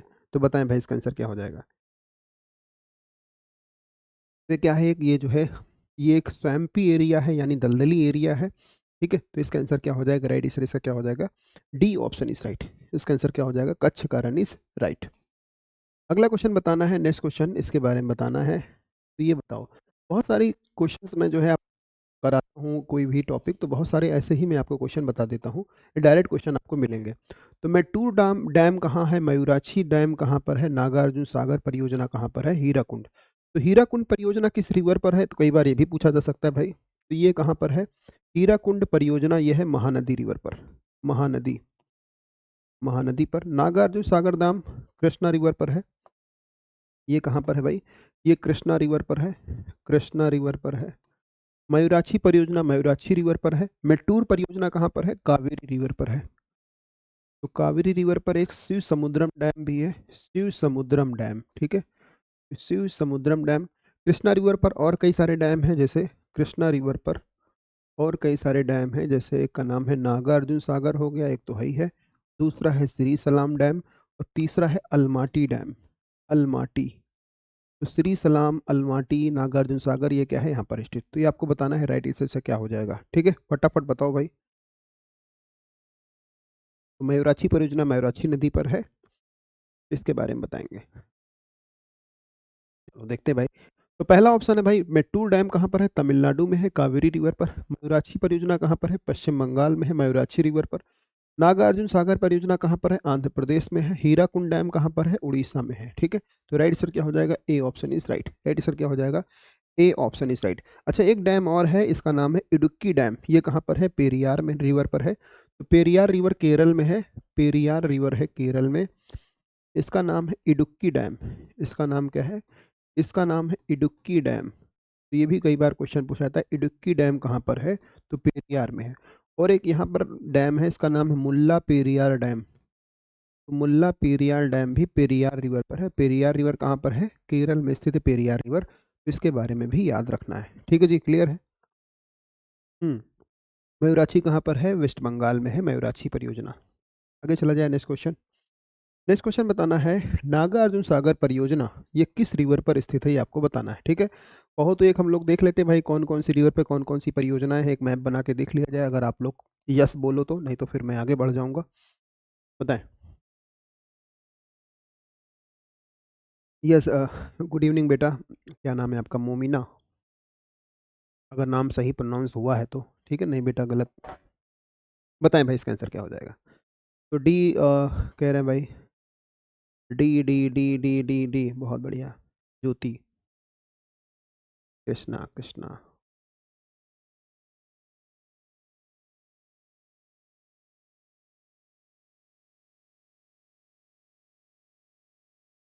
नजमा कह रही यस, ठीक है, जी बता दिया जाए। ओके, ठीक है भाई, बहुत कम लोग कह रहे हो, बता दिया जाए। चलो फिर, जब कम लोग कह रहे हो तो मैं लास्ट पे बता दूंगा, आप लोग लास्ट में याद दिलाना, मैं रिवर रिवर से रिलेटेड डैम रिवाइज करा दूंगा, ठीक है, लास्ट में बताना। तो इसका आंसर क्या हो जाएगा? कृष्णा। कृष्णा रिवर पर कौन कौन से डैम है? एक है अलमाटी, अलमाटी भी है, एक है नागा अर्जुन सागर डैम, नागा अर्जुन सागर डैम, और एक कौन सा है? श्री सलाम डैम भी है, श्री सलाम डैम भी है। भीमा किसकी सहायक रिवर है? कृष्णा रिवर की सहायक रिवर है भीमा। तुंगा भद्रा भी कृष्णा रिवर की सहायक रिवर है। गोदावरी की लंबाई कितनी है? गोदावरी की लंबाई है 1465 किलोमीटर। इसे क्या बोलते हैं? दक्षिण गंगा बोलते हैं, साउथ गंगा बोलते हैं। और गोदावरी की खास बात क्या है भाई? गोदावरी की खास बात यह है ये जो है क्या है, सबसे बड़ी रिवर है प्रायद्वीपीय भारत की सबसे बड़ी रिवर कौन सी है? गोदावरी रिवर। कहाँ से निकलती है? तो महाराष्ट्र में त्र्यंबकेश्वर की पहाड़ी है, वहाँ से निकलती, नासिक के पास से। कृष्णा रिवर की लंबाई कितनी है? लगभग 1400 किलोमीटर इसकी लंबाई है कृष्णा रिवर की। ठीक है, क्लियर है यहाँ तक? जी, चलो फिर आगे चलते हैं भाई, नेक्स्ट क्वेश्चन। अच्छा, नोट्स बना रहा हूँ सर, बता दीजिए। अच्छा ठीक है जी, लास्ट में ही रखा जाए। क्या कह रहे हैं सर हमें? अरे जय सिंह भाई, आप लोगों के साथ हमेशा हमारी ब्लेसिंग्स हैं भाई। ठीक है, तो इसका आंसर क्या हो जाएगा? Right answer is right, answer हो जाएगा डी, ऑप्शन इज राइट। चलो 1 मिनट देख लेते हैं यार, 1 मिनट देख लेते हैं, क्या ही पढ़ने आए हो तो पढ़ ही लो भाई। ठीक है, देख लो भाई जो लोग नोट्स बना रहे हो। तो चलो भाई, तो ये हो गया भाई, ये हो गया, मैप हो गया। ठीक है, तो मैं इधर वाली ही रिवर्स की बात करूंगा, प्रायद्वीपीय भारत की। तो यहाँ से कौन सी रिवर निकलती भाई? यहाँ से निकलती है गोदावरी है। गोदावरी कहाँ से निकलती है? त्र्यंबकेश्वर की पहाड़ी। इसका नाम क्या है? इसका नाम है त्र्यंबकेश्वर। ठीक है, त्र्यंबकेश्वर की पहाड़ियों से निकलती है। इसका नाम क्या है? इसका नाम है गोदावरी रिवर हो गया। ठीक, फिर यहाँ है महाबालेश्वर की पहाड़ी, महाबालेश्वर। तो यहाँ से कौन सी रिवर निकलती है? कृष्णा रिवर हो गया। ठीक है, फिर यहाँ है ब्रह्मगिरी की पहाड़ी, केरल कर्नाटक में ब्रह्मगिरी की पहाड़ी, यहाँ से कावेरी रिवर निकलती है, कावेरी रिवर। ठीक है, कौन कौन से डैम है देख लेते हैं भाई। तो कावेरी रिवर पर कौन कौन से डैम है? तो एक का नाम है मेट्टूर डैम, तो मेट्टूर डैम हो गया। और एक हो गया शिव समुद्रम डैम, ये कहाँ है? कावेरी रिवर पर है। यहाँ से एक रिवर निकलती है, इसका नाम है पेरियार। इसका नाम क्या है? इसका नाम है पेरियार, केरल में ही है पेरियार रिवर। यहाँ पर कौन कौन से डैम है भाई? एक है इडुक्की डैम, इडुक्की डैम। और एक का नाम क्या है? एक का नाम है मुल्ला पेरियार डैम, मुल्ला पेरियार डैम भी यहाँ पर स्थित है। ठीक है, और कृष्णा रिवर पर कौन कौन से हैं? नागार्जुन सागर डैम, श्री सलाम डैम और अलमाटी डैम। तो ये भी आपको याद रखना है। ठीक है, ये कहाँ पर स्थित है? कृष्णा रिवर पर स्थित है। और ये है अमरकंटक की पहाड़ी, अमरकंटक। अमरकंटक की पहाड़ी से ये जो है निकलती है नर्मदा रिवर, नर्मदा। नर्मदा पे कौन सा है? सरदार सरोवर डैम, ये नर्मदा पर है। फिर ऊपर एक निकर नदी मिल जाती है, सोन रिवर। फिर यहाँ पर एक पहाड़ी है, इसका नाम है सिहावा। ठीक है, यहाँ से निकल जाती है महानदी। महानदी पर कौन सा डैम है? हीराकुंड डैम। तो हीराकुंड डैम के बारे में एक चीज़ याद रखना, कि जो हीराकुंड डैम है, जो हीराकुंड डैम है, ये भारत का सबसे हाइट में स्थित, मतलब भारत का सबसे लंबा डैम है। सब भारत का सबसे लंबा डैम कौन सा है? हीराकुंड डैम है। तो ये भी आपको ध्यान में रखना है। क्लियर है यहाँ तक? ठीक है, तो ये आप लोग ध्यान रखोगे, कुछ इतना याद रखना, फिर आगे हम लोग बढ़ते हैं, तो फिर देखते हैं, आगे चलते हैं। नेक्स्ट क्वेश्चन, नेक्स्ट क्वेश्चन है, वह कौन सा राज्य है जो अनाज उत्पादन में अधिकतम अंशदान रखता है? ये आपको बताना है। पंजाब है, हरियाणा है, महाराष्ट्र है या उत्तर प्रदेश है? ये आपको बताना है। कौन सा ऐसा राज्य है जो अनाज उत्पादन यानी ग्रेन्स का उत्पादन सबसे ज़्यादा होता है? ठीक है, अगर हम लोग उत्तर प्रदेश की बात करें तो उत्तर प्रदेश में क्या क्या होता है भाई? उत्तर प्रदेश में सब्जियों का उत्पादन भी सबसे ज़्यादा हो रहा है भाई। सब्जियों का उत्पादन सबसे ज़्यादा कहाँ पर? उत्तर प्रदेश में। ठीक है, गन्ने का उत्पादन सबसे ज़्यादा कहाँ पर? उत्तर प्रदेश में। गन्ना भी सबसे ज़्यादा उत्तर प्रदेश में उत्पादित हो रहा। एक्चुअली क्या है, इसका डेटा बदलता रहता है, तो इसके बारे में बताएं। राइट आंसर क्या हो जाएगा? तो इसका आंसर क्या हो जाएगा? Uttar Pradesh is right. इसका आंसर क्या हो जाएगा? उत्तर प्रदेश। महाराष्ट्र किसके किसके उत्पादन में हमेशा से नंबर 1 है? जैसे अंगूर हो गया, ये डेटा नहीं बदलता है। अंगूर हो गया, अनार हो गया, प्याज हो गया, प्याज हो गया, काजू हो गया। ठीक है, तो ये जो है अंगूर, अनार, प्याज, काजू, इन सभी उत्पादन में, इसके उत्पादन में कौन नंबर 1 है? महाराष्ट्र। राइट सर क्या हो जाएगा? Maharashtra is right. चलो ठीक है, नेक्स्ट क्वेश्चन चला जाए, अगला क्वेश्चन। तो राइट आंसर क्या हो जाएगा? D, option is right. तो अधिकतम अंशदान कौन करता है भाई? तो इसका आंसर हो जाएगा D, option is right. Clear भाई? अगला क्वेश्चन बताना है, नेक्स्ट क्वेश्चन। नेक्स्ट क्वेश्चन बताना है, चुनार किसके लिए प्रसिद्ध है? चुनार, तो चुनार मिर्जापुर में जगह है। चुनार किस, कहाँ पर जगह है? मिर्जापुर में जगह है चुनार। तो किसके लिए देखो, जो बीड़ी होती है, बीड़ी उद्योग होता है, तो इसमें जो पत्ते होते हैं, किस पत्ते का यूज होता है? तो तेड़ू के पत्ते। कौन से पत्ते? तेंदू के पत्ते का यूज होता है बीड़ी उद्योग में। तो ये भी ध्यान में रखना है। बीड़ी उद्योग क्या है? लघु उद्योग है। तो चुनार मिर्जापुर में स्थित है, किसके लिए प्रसिद्ध है? चुनार हो गया, चुर्क हो गया, डाला हो गया, ये सभी सीमेंट उत्पादन के लिए प्रसिद्ध हैं। ठीक है, राइट आंसर क्या हो जाएगा? Cement is right. B, option is right. इसका आंसर क्या हो जाएगा? Cement is right. ठीक है, जी, तो चुनार हो गया, चुर्क सोनभद्र में है, डाला हो गया सोनभद्र में। ये सभी सीमेंट उत्पादन के लिए प्रसिद्ध है। Right answer is B option is right. अगला क्वेश्चन बताना है, वह कौन सा ग्रह है जिसका कोई उपग्रह नहीं है, ये आपको बताना है। ठीक है, बृहस्पति का सबसे बड़ा उपग्रह का बृहस्पति क्या है, सबसे बड़ा ग्रह कौन सा है, बृहस्पति। ठीक है, सबसे बड़ा ग्रह कौन सा है, जो जुपिटर। और ये जो है क्या है, इसका जो है सबसे बड़ा उपग्रह है, इसका नाम है गैनीमेड। तो गैनीमेड क्या है, इसका सबसे बड़ा उपग्रह है। ठीक है, मंगल के दो उपग्रह याद रखना, एक का नाम है डीमोस, एक का नाम है डीमोस और एक का नाम है फोबोस। मंगल मंगल की सतह कैसी भाई, रेड है ना, तो ये भी ध्यान रखना, डीमोस और फोबोस। तो इसका आंसर क्या हो जाएगा, मरकरी इज राइट। तो मरकरी क्या है भाई, इसका कोई उपग्रह नहीं, मरकरी और वीनस के पास कोई भी उपग्रह नहीं है, मरकरी और वीनस के पास। ठीक है, तो मरकरी और वीनस के पास कोई भी उपग्रह नहीं है, तो ध्यान में रखना। अगला क्वेश्चन है, वह ग्रीनविच ग्रीनविच में मध्याह्न है जो एक जगह का स्थानीय समय 5 बजे से आए हैं, तो निम्नलिखित में से कौन सा यमुनोत्तर जगह अवस्थित होगी, ये आपको बताना है। ठीक है, राइट इससे क्या हो जाएगा, आपको बताना है। तो 75 डिग्री, दूसरा ऑप्शन है 75 डिग्री ईस्ट पूर्व, फिर 75 डिग्री पश्चिम, 150 डिग्री या 150 डिग्री पश्चिम पूर्व। ठीक है, तो बताना है कि बताएं राइट इससे क्या हो जाएगा। यानी ग्रीनविच में 12 बजा है, ग्रीनविच यानी जीएमटी। ठीक है, जीएमटी में कितना बचा है, ग्रीनविच टाइम, यहाँ पर बजा है 12, 12 बजा है। एक जगह जिसका स्थानीय समय क्या है भाई, 5 बजा है, कितना बजा है, 5 बजा है, 5 बजे। तो आपको पता है 5.5 घंटे अगर पूछा होता तो हमारा समय कितना आगे है भाई, 5.5 घंटे आगे है। ठीक है, ऐसे ही इसको कर सकते हो। तो ये क्या है, इंडियन स्टैंडर्ड टाइम। हम लोग कितने आगे हैं भाई जीएमटी से, 5 साढ़े 5 घंटे आगे हैं। लेकिन ये पूछा है 5 बजा, यानी 5 घंटे की बात कर रहा है। तो 5 घंटे में आंसर क्या हो जाएगा, तो इसका आंसर हो जाएगा 75 डिग्री पूर्व इज राइट। इसका आंसर क्या हो जाएगा, 75 डिग्री पूर्व इज राइट। ठीक है, क्लियर है यहाँ तक। बताओ यहाँ तक कोई दिक्कत है, समस्या है, प्रॉब्लम है। इसका आंसर क्या हो जाएगा, राइट आंसर इज, समझ गए यहाँ तक भाई।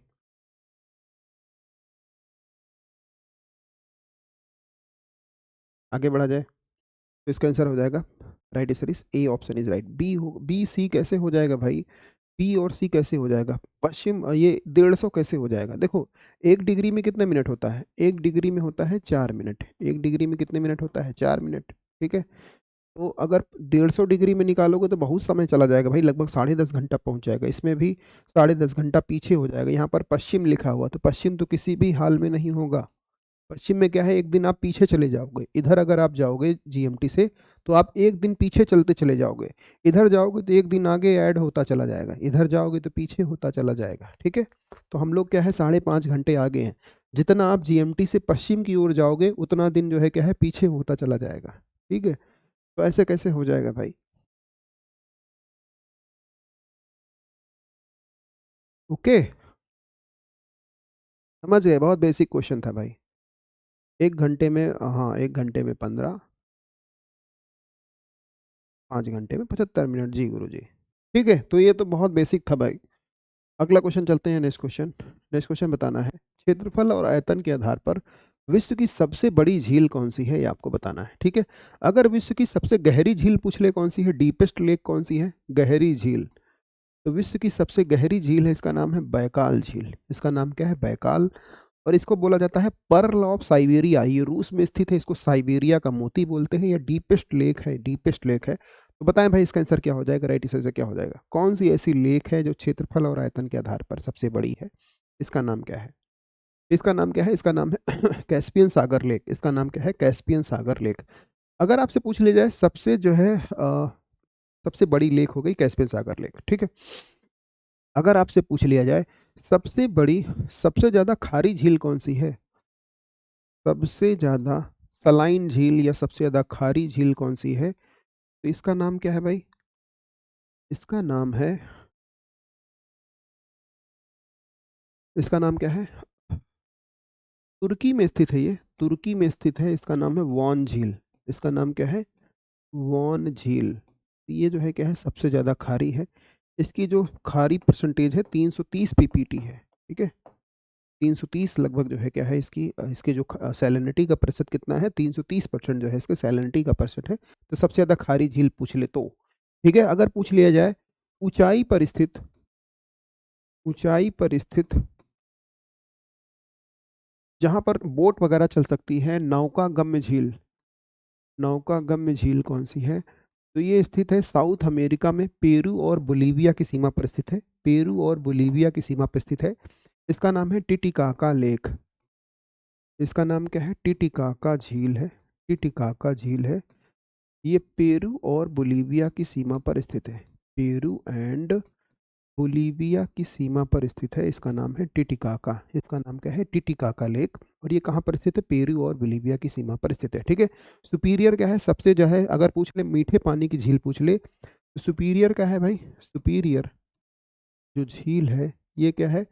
ताजे पानी की सबसे बड़ी लेक है, ताजे पानी की सबसे बड़ी लेक है सुपीरियर झील, ठीक है। अगर आपसे पूछ लिया जाए सबसे लंबी नदी कौन सी है, तो आप लोग क्या कहोगे? सबसे लंबी रिवर कौन सी है, आप लोग बताओ भाई, विश्व की सबसे लंबी रिवर कौन सी है? तो ये सारे क्वेश्चन पूछे जाएंगे आपके एग्जाम में भाई, इस तरह के क्वेश्चन पूछ आते हैं एग्जाम में। सबसे लंबी, सबसे खारी, सबसे गहरी, है ना, ये सारे क्वेश्चंस पूछे जाते हैं एग्जाम में अक्सर। सबसे लंबी है नील नदी, वेरी गुड, ठीक है। सबसे लंबी नदी कौन सी है? नील नदी। अब अगला क्वेश्चन बताना है, नेक्स्ट क्वेश्चन। राष्ट्रीय विकास परिषद का गठन किस तिथि को हुआ था? नेशनल डेवलपमेंट काउंसिल, इसका गठन कब हुआ था? तो पहला ऑप्शन है 16 अगस्त 1950 को, 1 अप्रैल 1951 को, 6 अगस्त 1952 को, या 16 अगस्त 1952 को। तो राष्ट्रीय विकास परिषद का गठन कब हुआ था, ये आपको बताना है। राइट आंसर क्या हो जाएगा? ठीक है, तो इसके स्थान पर क्या है भाई? तो राइट आंसर क्या हो जाएगा? राइट आंसर इस 6 अगस्त 1952 इज राइट। तो राष्ट्रीय विकास परिषद का गठन कब हुआ था? 6 अगस्त 1952 इज राइट। तो राज्यों और केंद्रों के बीच शक्तियों के विभाजन के लिए लाया गया था, ठीक है। राइट आंसर क्या हो जाएगा? 1952 इज राइट। यस, सभी लोगों का आंसर सही, बिल्कुल। अगला क्वेश्चन है, भारतीय संविधान का प्रथम अनुच्छेद के अनुसार भारत क्या है? देखो भारत क्या है, तो भारत राज्यों का समूह है, भारत राज्यों का फेडरेशन है, भारत राज्यों का यूनियन है, या कॉन्फेडरेशन है, तो आपको बताना है, ठीक है। तो भारत क्या है, ठीक है। तो प्रथम अनुच्छेद क्या कहता है? भारत क्या है? भारत राज्यों का संघ होगा। देखो भारत में क्या है, कोई भी राज्य है भारत में, शामिल होना तो आसान है, ठीक है। अगर कोई भी राज्य है भारत से चाहे अलग हो जाए, सपोज दैट पश्चिम बंगाल में ममता बनर्जी कहें कि भाई हमें क्या है, अलग बनाना है, देश बनाना है, ठीक है। अलग देश बनाना है, देश का नाम उन्होंने सपोज दैट रख दिया कि भाई बनाना है कि कुछ भी नाम इन्होंने मान लीजिए सोचा रखा हो कि हमें इसे बांग्लादेश, हमें इसे जो है बांग्ला माला बनाना है, देश का नाम रखना है बांग्ला माला, ठीक है। तो ये क्या है भाई, राज्यों को भारत में अलग होने का कोई अधिकार नहीं है, ठीक है। भारत से राज्यों को अलग होने का कोई अधिकार नहीं है। भारत क्या है भाई, अविनाशी राज्यों का संघ है, ठीक है। तो एक बार शामिल हो गए तो आप अलग नहीं हो सकते हैं, ठीक है। तो ये क्या है भाई, ये यूनियन ऑफ स्टेट्स है। इसका आंसर क्या हो जाएगा? Right answer is, right answer is D option is right, ठीक है। तो इसका आंसर क्या हो जाएगा? D option is right.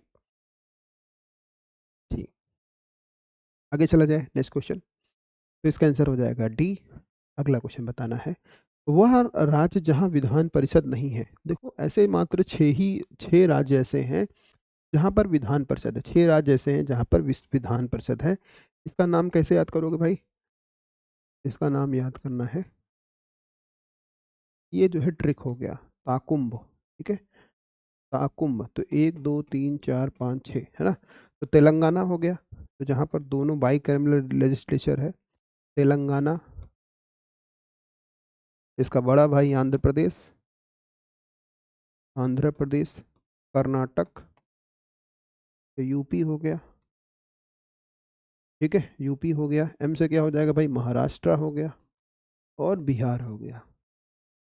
तो दो चार ये छह ऐसी जगह हैं जहाँ पर बाई कैमरल लेजिस्लेचर है, राजस्थान में नहीं है। इसका आंसर क्या हो जाएगा? D option is right. Right answer क्या हो जाएगा? डी ऑप्शन इज राइट, ठीक है। यूपी में थोड़ा सा ध्यान रखना, यूपी में लोकसभा की सीटें कितनी हैं? तो कई बार ये भी बेसिक क्वेश्चन में पूछ लिया जाता है। लोकसभा की सीटें हैं 80, राज्यसभा की सीटें कितनी हैं? 31, विधानसभा की सीटें कितनी हैं? विधानसभा की सीटें हैं 403, और विधान परिषद की कितनी सीटें हैं? 100 सीटें हैं विधान परिषद में। तो ये भी आपको ध्यान में रखना है। तो इसका आंसर क्या हो जाएगा? D option is right, Rajasthan is right. Clear यहाँ तक?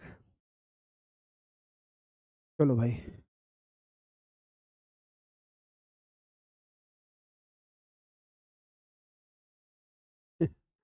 चलो फिर नेक्स्ट क्वेश्चन चलते हैं, अगला क्वेश्चन। अगला क्वेश्चन बताना है, ठीक है, ये बताना है जम्मू कश्मीर के मुख्यमंत्री की कार्य अवधि होती है, कितनी अवधि होती है भाई? तो अभी तक कितनी अवधि हुआ करती थी, ये आपको बताना है। तो 4 वर्ष, 5 वर्ष, 6 वर्ष या 7 वर्ष? तो राइट आंसर से क्या हो जाएगा, ये आपको बताना है।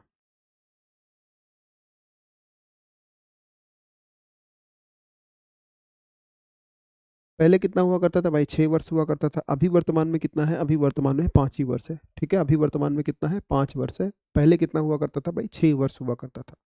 ठीक है, क्लियर भाई? अभी कितना है वर्तमान में? 5 साल है, पहले 6 वर्ष हुआ करता था। अगला है दल बदल निरोधक निरोधक अधिनियम के बारे में बताना है, किस तिथि को पारित किया गया था? देखो ये क्या है भाई, ये जो है एक पार्टी, सुबह एक पार्टी में एक व्यक्ति थे, आया, इनका नाम था राम जो है थे, तो आया राम गया राम, मतलब क्या है, सुबह इस पार्टी में, शाम को इस पार्टी में। तो इस प्रवृत्ति को रोकने के लिए जो है क्या है, ये आया राम गया राम पद्धति को रोकने के लिए दल बदल अधिनियम लाया गया। ठीक है, दल बदल अधिनियम लाया। कौन सा अधिनियम लाया गया भाई? 10वीं अनुसूची जोड़ी गई, 10वीं अनुसूची जोड़ी गई संविधान में। और 52 कॉन्स्टिट्यूशन अमेंडमेंट एक्ट हुआ, 52 कॉन्स्टिट्यूशन अमेंडमेंट एक्ट 1985 में ये आया राम गया राम पद्धति को रोक दिया गया। ठीक है, तो ये कब हुआ था भाई? राइट, इससे से क्या हो जाएगा, ये आपको बताना है कि किस डेट को ये आया था। कई बार डेट भी पूछ लिया जाता है भाई, हमें पूछा गया होगा अभी। इसका आंसर क्या हो जाएगा? राइट, इसे 15 फरवरी 1985 इज राइट। ठीक है, क्लियर भाई? तो 15 फरवरी 1985 इज राइट। अगला है कि आलू में जो ब्लैक हर्ट रोग होता है, आलू में ब्लैक हर्ट रोग का कारण क्या है? What is the cause of black heart in potato? देखो पोटैटो में क्या है, हरा रंग भी हो जाता है, पोटैटो में क्या है, हरा रंग हो जाता है। हरा क्यों हो जाता है? देखो आलू क्या होता है भाई, आलू होता है जमीन के अंदर होता है, आलू जमीन के अंदर गाड़ के लगाया जाता है आलू। जो आलू, जिस आलू में सॉइल मतलब मिट्टी से ढका नहीं होता, डायरेक्ट सन के एक्सपोजर में होता है, तो वो क्या है भाई, वो आलू क्या है भाई, सन के एक्सपोजर में आकर उसमें जो है क्या है, सोलोनिन के कारण जो है क्या है, वो हरा हो जाता है। किसके कारण भाई? सोलोनिन के कारण क्या है, वो हरा हो जाता है। ठीक है, तो ये क्या है भाई, हरा हो जाता है किसके कारण? सोलोनिन के कारण। सोलोनिन के कारण जो है क्या है, ये हरा हो जाता है। ठीक है, तो आलू में जो है किसके कारण ब्लैक हार्ट रोग हो जाता है? तो आलू में हो जाता है ऑक्सीजन की कमी, इस कारण क्या है, ब्लैक हार्ट रोग हो जाता है आलू में। आलू क्या है भाई? आलू एक तना है, आलू क्या है, एक स्टेम है। आलू क्या है भाई? एक तना है, भूमिगत तना है, स्टेम है आलू। ठीक है, जड़ा नहीं, नहीं तो जड़ लगा के आ जाओ। क्लियर यहाँ तक? तो राइट आंसर क्या हो जाएगा? राइट आंसर इस समझ गए भाई? इसका आंसर हो जाएगा सी, ऑप्शन इज राइट। तो ऐसे आलू में क्या है भाई, भूरे रंग का जो है क्या है, काला धब्बा हो जाता है। तो इसमें हार्ट रोग हो जाता है, भूरे रंग का काला धब्बा हो जाता है। Right answer is C, option is right. Sir Germany 1985 होगा, नीशू कह रही है, ऐसे कैसे हो जाएगा भाई? फरवरी है भाई, फरवरी 1985 है, बिल्कुल सही है, एक बार चेक कर लेना आप। आगे चला जाए, नेक्स्ट क्वेश्चन। नेक्स्ट क्वेश्चन है, अगला क्वेश्चन है, भारत की स्वाधीन भारत की प्रथम औद्योगिक नीति किस वर्ष घोषित करी गई थी?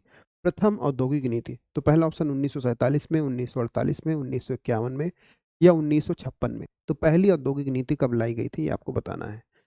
राइट आंसर से क्या हो जाएगा? ठीक है, तो कब लाई गई थी भाई? श्यामा प्रसाद मुखर्जी ने पहली औद्योगिक नीति जो है लाई थी। तो पहली आई 1948 में, दूसरी 1956 में। ठीक है, तो पहली कब आई थी? 1948 में आई थी। दूसरी कब आई थी? दूसरी आई 1956 में। तीसरी कब आई भाई? तीसरी आई 1977 में, 1977 में, 1977। चौथी आई 1986 में और पांचवी आई 1991 में, 1991 में। तो पहली कब आई थी? 1948 में आई थी। कौन लेकर आए थे? श्यामा प्रसाद मुखर्जी लेकर आए थे, श्यामा प्रसाद मुखर्जी। ठीक है, तो राइट सर क्या हो जाएगा? B, option is right. अगला क्वेश्चन है, बताना है भारत में लिबरल इंडस्ट्रियल पॉलिसी इंडिया में कब लाई गई? ठीक है, तो भारत में भाई क्या है, उस समय बहुत आर्थिक संकट बहुत ज़्यादा गहराया था। भारत के पास इतना पैसा नहीं था कि भाई क्या है, कि हम आगे सस्टेन कर सके। तो भारत ने क्या है, अपने बाजार को विदेशी व्यापार के लिए खोल दिया। तो एक एलपीजी रिफॉर्म हुआ था, इसे बोलते हैं एलपीजी रिफॉर्म। तो लिबरलाइजेशन, प्राइवेटाइजेशन एंड ग्लोबलाइजेशन, उदारीकरण। ठीक है, उदारीकरण की नीति लाई गई, वैश्वीकरण की नीति लाई और प्राइवेटाइजेशन की नीति लाई गई थी। तो इसे बोला जाता है एलपीजी रिफॉर्म, 1991 में लाया गया था। ठीक है, इस समय प्रधानमंत्री कौन थे? इसमें प्रधानमंत्री थे नरसिम्हा राव, नरसिम्हा राव ये प्रधानमंत्री थे। और वित्त मंत्री कौन थे? वित्त मंत्री कौन थे भाई? इनका नाम क्या है? मनमोहन सिंह। ठीक है, तो इनका नाम क्या है? मनमोहन सिंह साहब। तो ये जो है क्या है, फाइनेंस मिनिस्टर थे। और ये क्या थे भाई? ये हमारे भारत के पीएम हुआ करते थे। तो 1991 में जो है ये नीति लाई गई थी। क्लियर है यहाँ तक? बताओ, आगे चला जाए। Next question, 1991 is right. Okay. अगला क्वेश्चन बताना है, नेक्स्ट क्वेश्चन बताना है कि न्यूनतम समर्थन मूल्य एमएसपी, एमएसपी का मूल निर्धारक कारण कौन है? The minimum support price is determined by. ठीक है, किसानों को क्या है भाई, उनकी उपज का कुछ मिनिमम रूल, मिनिमम जो है क्या है, प्राइस दिया जाए, इसे क्या बोलते हैं? एमएसपी। एमएसपी कौन निर्धारित करता है? तो पहला ऑप्शन सीएसीपी, या Indian council of agriculture research, राज्य सरकार, या CACP commission of agriculture cost and prices. तो इसका आंसर क्या हो जाएगा? Right answer is MSP. कौन देता है भाई? एमएसपी। तो लगभग 22 फसलों के लिए जो है एमएसपी दिया जाता है।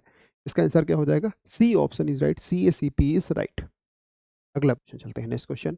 भारत में रुपए का अवमूल्यन पहली बार कब किया गया है? ठीक है, तो रुपए का अवमूल्यन का मतलब क्या होता है कि अपनी मुद्रा का मान विदेशी मुद्रा के मान जो है क्या है, विदेशी मुद्रा के मान के बराबर गिरा देना। ठीक है, मतलब क्या है, जैसे डॉलर हो गया, डॉलर के मुकाबले क्या है, हम अपनी देश का अवमूल्यन कर रहे हैं और उस मुद्रा को जो है क्या है, गिरा दें। इससे क्या होता है भाई? इससे ये होता है कि हमारे जो है क्या बोलते हैं भाई, ठीक है, इससे जो है निर्यात बढ़ जाते हैं। इससे क्या है? निर्यात बढ़ जाता है, क्योंकि भाई क्या है, निर्यात इससे क्या है, बढ़ जाते हैं। इससे क्या है, निर्यात बढ़ जाता है और डॉलर ज़्यादा आता है। कैसे निर्यात बढ़ जाता है? जैसे पहले मान लो कि कोई ए व्यक्ति है, भारत में कोई ए व्यक्ति है, और बी व्यक्ति है मान लो कोई विदेश में है। ठीक है, विदेश में है। तो मान लो $1 की पहले जो है क्या है, $1 के बदले इसको मिलते थे 60 रुपए। कितना मिलता था भाई? $1 के मुकाबले इसको 60 रुपए पे करने पड़ते थे। अब $1 की कीमत कितनी हो गई है? अब $1 की कीमत हो गई है मान लो 90 रुपए। अब कितना हो गया है? 90 रुपए हो गया। अब जो विदेशी व्यक्ति है, इसको तो पेमेंट डॉलर में करना है, इसको पेमेंट क्या है, डॉलर में करना है। अब डॉलर की जब कीमत बढ़ जाएगी, डॉलर की कीमत जब बढ़ जाएगी, तो इसको क्या है भाई, कम डॉलर पे करना पड़ेगा। तो क्या है भाई, निर्यात जो है क्या है, इंक्रीज हो जाएंगे, या निर्यात जो है क्या है, बढ़ जाता है। तो ऐसा जो है कब किया गया था भाई? पहली बार। तो इसका आंसर बताएं भाई, राइट आंसर क्या हो जाएगा? ठीक है, तो 1949 में जो है पहली बार ऐसा किया गया था, 1949 में। तो इसका आंसर क्या हो जाएगा? ए ऑप्शन इज राइट। ठीक है, 1949 में इसका पहली बार किया गया था। तो कितनी बार अवमूल्यन हो चुका है अब तक, बताएं भाई? तो 1949, 1949, यस, 1966, 1991 में भी किया गया था, यस। तो 3 बार अभी तक किया गया है, 1949, 1996, 1991। चलो भाई, क्लियर है यहाँ तक? यस। तो 3 बार अभी तक मुद्रा का अवमूल्यन किया गया है। अगला क्वेश्चन बताना है, नेक्स्ट क्वेश्चन। नेक्स्ट क्वेश्चन बताना है, डब्ल्यूटीओ किसका अंग है? WTO, World Trade Organization is जो है कंसर्न ऑफ। ठीक है, तो डब्ल्यूटीओ का पहला पुराना नाम क्या हुआ करता था? तो ये जो है इसका पुराना नाम हुआ करता था गैट। इसको बोलते थे गैट, सदस्यों द्वारा स्थापित एक व्यापार संगठन हुआ करता था। राइट आंसर क्या हो जाएगा? डी। 1948 में जो डब्ल्यूटीओ हुआ करता था, इसका नाम क्या हुआ करता था? इसका नाम हुआ करता था गेट। इसका नाम क्या हुआ करता था? गैट हुआ करता था। और 1995 में इसका नाम क्या कर दिया गया? 1995 में इसका नाम कर दिया गया डब्ल्यूटीओ, वर्ल्ड ट्रेड ऑर्गेनाइजेशन। और इसका हेडक्वार्टर कहाँ है? इसका हेडक्वार्टर जनेवा में है। ठीक है, इसका काम क्या है भाई? इसका काम है अंतर्राष्ट्रीय व्यापार की देखरेख करना, अंतर्राष्ट्रीय व्यापार की देखरेख करना। तो डब्ल्यूटीओ इज राइट। ठीक है, तो डब्ल्यूटीओ में कितने मेंबर हैं भाई? तो डब्ल्यूटीओ में टोटल 164 मेंबर हैं। कितने मेंबर हैं? 164 मेंबर हैं वर्तमान में डब्ल्यूटीओ में। तो ध्यान रखना, तो इसका हेडक्वार्टर जरूर याद रखना कि हेडक्वार्टर कहाँ पर है, वर्ल्ड ट्रेड ऑर्गेनाइजेशन। ठीक है, क्लियर है यहाँ तक? यस। फिर अगला चलते हैं, नेक्स्ट क्वेश्चन। नेक्स्ट क्वेश्चन बताना है, गेट स्टैंड फॉर। गेट मतलब क्या है? तो पहला ऑप्शन है Geneva agreement for trade and transport, general agreement on trade and transport, या बताएं इसे। तो डब्ल्यूटीओ का पुराना नाम क्या था? 1948 में इसका नाम था एट। 1995 में इसका नाम क्या कर दिया गया? 1995 में इसका नाम कर दिया गया वर्ल्ड ट्रेड ऑर्गेनाइजेशन। ठीक है, इसका काम क्या है भाई? अंतर्राष्ट्रीय व्यापार को जो है कंट्रोल करना या रेगुलेट करना। ठीक है, तो ये कौन है? डब्ल्यूटीओ। तो general agreement on trades and tariff, right answer क्या हो जाएगा? B option is right. इसका आंसर क्या हो जाएगा? B option is right. तो 1 जनवरी 1995 को इसको कर दिया गया, इसको क्या कर दिया गया? इसको WTO कर दिया गया। ठीक है, क्लियर यहाँ तक? आगे चला जाए, इसका आंसर क्या हो जाएगा? WTO is right. आगे चले, नेक्स्ट। नेक्स्ट क्वेश्चन बताना है आप लोगों को, व्यवसाय के अंतर्गत क्या आता है? ट्रेड इंक्लूड्स, ट्रेड के अंतर्गत क्या आता है? केवल व्यापार आता है, व्यापार और उद्योग आते हैं, या इंडस्ट्री एंड कॉमर्स आते हैं, या व्यापार उद्योग और वाणिज्य आता है? तो ट्रेड के अंतर्गत क्या क्या आता है ये आपको बताना है। ट्रेड इंक्लूड्स, ट्रेड के अंतर्गत क्या क्या आता है ये आपको बताना है। ठीक है, तो बताएं भाई इसका आंसर क्या हो जाएगा?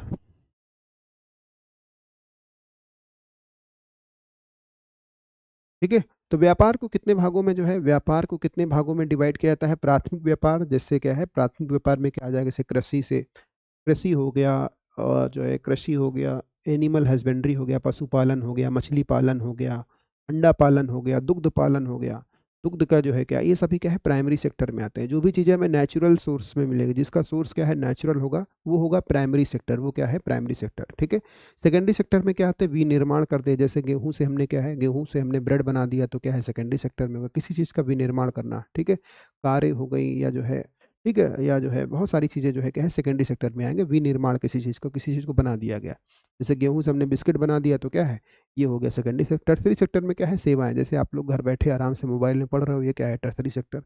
बैंकिंग सेवाएं हो गई, ठीक है, एजुकेशन हो गया, और बैंक हो गया, एजुकेशन हो गया। ठीक है, बहुत सारी चीज़ें जो है क्या है, जैसे ट्रांसपोर्टेशन, जैसे ओला कैब हो गया। ठीक है, घर बैठे हो कहीं जाना है, कैब बुक किया, तो ये क्या है, टर्सरी सेक्टर में आ जाएंगे। तो इसका आंसर क्या हो जाएगा? राइट आंसर ट्रेड, उद्योग एंड वाणिज्य, राइट। अगला क्वेश्चन बताना है कि जल में वायु का बुलबुला किस भांति कार्य करता है, ये आपको बताना है। कि the air bubbles in the water behave as, तो पहला ऑप्शन उत्तल लेंस, दूसरा ऑप्शन है उत्तल लेंस, उत्तल दर्पण, उत्तल लेंस, अवतल दर्पण, या अवतल लेंस। तो इसका आंसर बताएं भाई, राइट आंसर से क्या हो जाए, किस भांति काम करता है? राइट आंसर से क्या हो जाएगा? जी, गुड आफ्टरनून सभी लोगों को। जी, इसका करें भाई फटाफट, क्लास को करते हैं फिर एंड जल्दी से। तो इसका आंसर क्या हो जाएगा? D option is right. किसकी भांति करता है? ये कॉनकेव लेंस की भांति करता है, कॉनकेव लेंस। ठीक है, कॉनकेव लेंस किस में यूज होता है भाई? निकट दृष्टि दोष, मायोपिया। निकट दृष्टि दोष में कौन सा लेंस प्रयोग होता है? मायोपिया में, मायोपिया में। ठीक है, दूर दृष्टि दोष में कौन सा भाई? ये हाइपर मायोपिया या दूर दृष्टि दोष, हाइपर मायोपिया। इसमें कौन सा लेंस यूज होता है? इसमें लेंस यूज होता है उत्तल लेंस। ठीक है, उत्तल लेंस यूज होता है। डॉक्टर कौन सा दर्पण का प्रयोग करते हैं? डॉक्टर, डॉक्टर जाओ तो भाई कौन सा? अवतल दर्पण का प्रयोग करते हैं। जी, क्लियर है यहाँ तक? तो इसका आंसर क्या हो जाएगा? B option is right. अब अगला क्वेश्चन चलेंगे, नेक्स्ट क्वेश्चन। नेक्स्ट क्वेश्चन है बुलेट प्रूफ, बुलेट प्रूफ वस्तुओं के निर्माण में निम्नलिखित में से कौन सा बहुलक प्रयुक्त होता है? बुलेट प्रूफ वस्तुओं के निर्माण में निम्नलिखित में से कौन सा बहुलक प्रयोग होता है? तो बुलेट प्रूफ, तो पहला ऑप्शन है पॉलीविनाइल क्लोराइड, पॉलीएमाइड, ये आपको बताना है। ठीक है, जो टेफ्लॉन का प्रयोग किसमें किया जाता है? टेफ्लॉन, तो टेफ्लॉन का प्रयोग किया जाता है नॉन स्टिक कढ़ाइयों में। नॉन स्टिक जो कढ़ाई बनती है ना, नॉन स्टिक पैन होते हैं जो ना चिपकने वाली कढ़ाइयों में कौन सी परत होती है? टेफ्लॉन की परत होती है। तो बुलेट प्रूफ वस्तुओं के निर्माण में किसका प्रयोग किया जाता है? तो इसका प्रयोग करते हैं पॉलीएमाइड्स का प्रयोग करते हैं। किसका प्रयोग करते हैं? पॉलीएमाइड एंड पॉलीकार्बोनेट का प्रयोग करते हैं। ठीक है, तो इसका आंसर क्या हो जाएगा? Polyamide and polycarbonate. तो इसका आंसर होना चाहिए भाई E option, B and D is right. ठीक है, तो पॉलीएमाइड एंड पॉलीकार्बोनेट्स का प्रयोग किया जाता है। ठीक है जी, क्लियर है? चलो फिर इसका आंसर क्या हो जाएगा? Right answer is polyamide and polycarbonate. ठीक है, क्लियर भाई? तो ये हो जाएगा D option is right. E option कर लेना, B and D is right. अगला क्वेश्चन है वह सिद्धांत जो ऑप्टिकल फाइबर केबल पर कार्य करता है, इसका आंसर बताएं। तो इसका कौन सा सिद्धांत है? देखो, अगर हम लोग टोटल इंटरनल रिफ्लेक्शन की बात करें, तो इसका सिद्धांत किस पर पूछा जाता है? जैसे आप लोग जो है क्या है, आप लोग अभी जब गर्मियाँ आएंगी तो रोड पर देखोगे पानी भरा रहेगा। रोड में ऐसा लगेगा, जब दोपहर में निकलोगे तो ऐसा लगेगा आगे पानी भरा है। तो ये किसके कारण होता है? TIR। इसे क्या बोलते हैं? इसे बोलते हैं मिराज, या इसे बोलते हैं मरीचिका। इसे क्या बोलते हैं? मरीचिका। हीरा का जो है चमकता रहता है, हीरा जो है क्या है, चमकता रहता है। किस कारण? हीरे का चमकना, ये किस कारण होता है? ये होता है, इसी के कारण होता है। हीरे का चमकना हो गया, ठीक, मरीचिका हो गया, ऑप्टिकल फाइबर केबल हो गई, ऑप्टिकल फाइबर केबल, ये किस पर काम करती है, इसी पर काम करती है, ठीक है। एंडोस्कोपी, एंडोस्कोपी में क्या है, आपके दांत, आपके पेट के अंदर एक कैमरा डाला जाता है एंडोस्कोपी में, ठीक है, आपके पेट के जो है क्या है अंदर अध्ययन करने के लिए। तो एंडोस्कोपी में भी क्या है, पूर्ण आंतरिक परावर्तन किया जाता है, पूर्ण आंतरिक परावर्तन, ठीक है। क्लियर यहाँ तक? तो ये क्या है, पूर्ण आंतरिक परावर्तन हो जाता है। अगर पूर्ण आंतरिक परावर्तन थोड़ा सा समझना हो, ठीक है, जरूरत नहीं वैसे अगर समझना चाहो तो। देखो ये क्या है, ये एक सरफेस हो गया, ये क्या है, एक सरफेस हो गया, यहाँ ये डेंसर मीडियम हो गया, ये एक डेंसर मीडियम है, ठीक है, और ये हो गया ये क्या है, ये रेयर मीडियम हो गया, ठीक है, रेयर मीडियम हो गया। ये कह लो, मान लो जेल हो गया, ये वाटर हो गया, ये मान लो ये क्या हो गया, ये कांच हो गया, ऐसा कुछ समझ लो, ठीक है। यहाँ से मान लीजिए कोई रेस जो है, यहाँ से हमने कोई लेज़र रेस डाली, ठीक है, अगर इसका एंगल, अगर इसका एंगल 90 डिग्री से ज़्यादा है, 90 डिग्री से ज़्यादा है, ठीक है, तो ये क्या है भाई, ये जो है क्रिटिकल एंगल, एक एंगल होता है क्रिटिकल एंगल। क्रिटिकल एंगल अगर किसी का जो है क्या है 90 डिग्री है, 90 डिग्री से ज़्यादा है क्रिटिकल एंगल, तो ये जो है क्या है, ये रेस बाहर नहीं जाएगी, ये रेस क्या है, बाहर नहीं जाएगी, यहीं पर ट्रैप होती रहेगी, यहीं पर क्या है, ट्रैप होती रहेगी, ठीक है, दूसरे मीडियम में नहीं जाएगी, यहीं पर ट्रैप होती रहेगी। इसे बोला जाता है TIR। थोड़ा सा समझाने का मैंने प्रयास किया, अगर समझ में आ गया तो अच्छा, नहीं तो सीधा सीधा एप्लीकेशन याद कर लो कि TIR क्या है, मरीचिका हो गया, हीरे का चमकना हो गया, ऑप्टिकल फाइबर केबल हो गया, एंडोस्कोपी हो गया। अगला क्वेश्चन EEG, देखो इलेक्ट्रोइंसिफ्लोग्राम, इसे क्या बोलते हैं, इलेक्ट्रोइंसिफ्लोग्राम। इलेक्ट्रोइंसिफ्लोग्राम किस अंग की जांच करता है? देखो इंसेफ्लोलॉजी में किसका अध्ययन करते हैं, इंसेफ्लोलॉजी में हम लोग अध्ययन करते हैं ब्रेन का। किसका अध्ययन करते हैं? इंसेफ्लोलॉजी में हम लोग ब्रेन का अध्ययन करते हैं। ब्रेन का वजन कितना होता है? लगभग 1350 ग्राम के आसपास रहता है, 1350 ग्राम से लेकर 1400 ग्राम तक। महिलाओं में लगभग 100 ग्राम जो है ब्रेन जो है क्या है, थोड़ा सा उसका वेट हल्का रहता है फीमेल्स में, ठीक है। तो ये हो गया ब्रेन। तो ऐसा नहीं समझ लेना है कि महिलाओं का ब्रेन कम होता है, ऐसा कुछ आपको नहीं आइडिया लगा लेना है ना भाई। तो हृदय के अध्ययन का क्या है भाई, इसको ECG, ECG, ठीक है। तो इलेक्ट्रोकार्डियोग्राम, ECG में क्या हम लोग मापते हैं भाई, हृदय मापते हैं, ECG, ठीक है। और लीवर के अध्ययन को क्या बोला जाता है? Study of liver is called hepatology, इसे बोला जाता है हेपेटोलॉजी। इसका आंसर क्या हो जाएगा? Brain is right, right answer क्या हो जाएगा? ब्रेन इज राइट, ओके,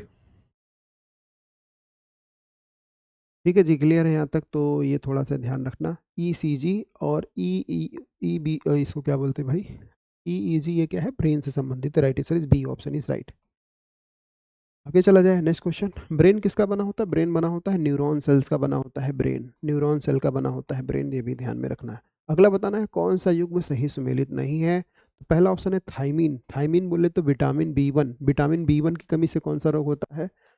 तो बेरी बेरी क्या है, त्वचा का रोग है। विटामिन D, इसको बोला जाता है कैल्सीफिरॉल, इसे बोलते हैं कैल्सीफिरॉल। इससे रोग हो जाता है सूखा रोग, या इसे रिकेटस बोलते हैं, इसमें हड्डियां बेंड होना स्टार्ट हो जाती हैं। विटामिन के, विटामिन के को बोलते हैं फिलोक्विनोन, इसे बोला जाता है फिलोक्विनोन। और इससे क्या होता है, इसमें ब्लड क्लॉटिंग नहीं होती है, ठीक है, इससे क्या है भाई, ब्लड क्लॉटिंग नहीं होती, रक्त का थक्का नहीं जमता है, रक्त का थक्का नहीं जमता इसी कमी से। नियासिन यानी विटामिन B3, विटामिन B3 से एक त्वचा को रोग हो जाता है, इसे बोलते हैं पिलाग्रा। तो इसका आंसर क्या हो जाएगा? Right answer is C, option is right. ये जो रतौंधी है या बंध्यापनी है या जो है, इसको बोलते हैं स्टेरिलिटी, इसे क्या बोला जाता है? स्टेरिलिटी या नपुंसकता बोलते हैं।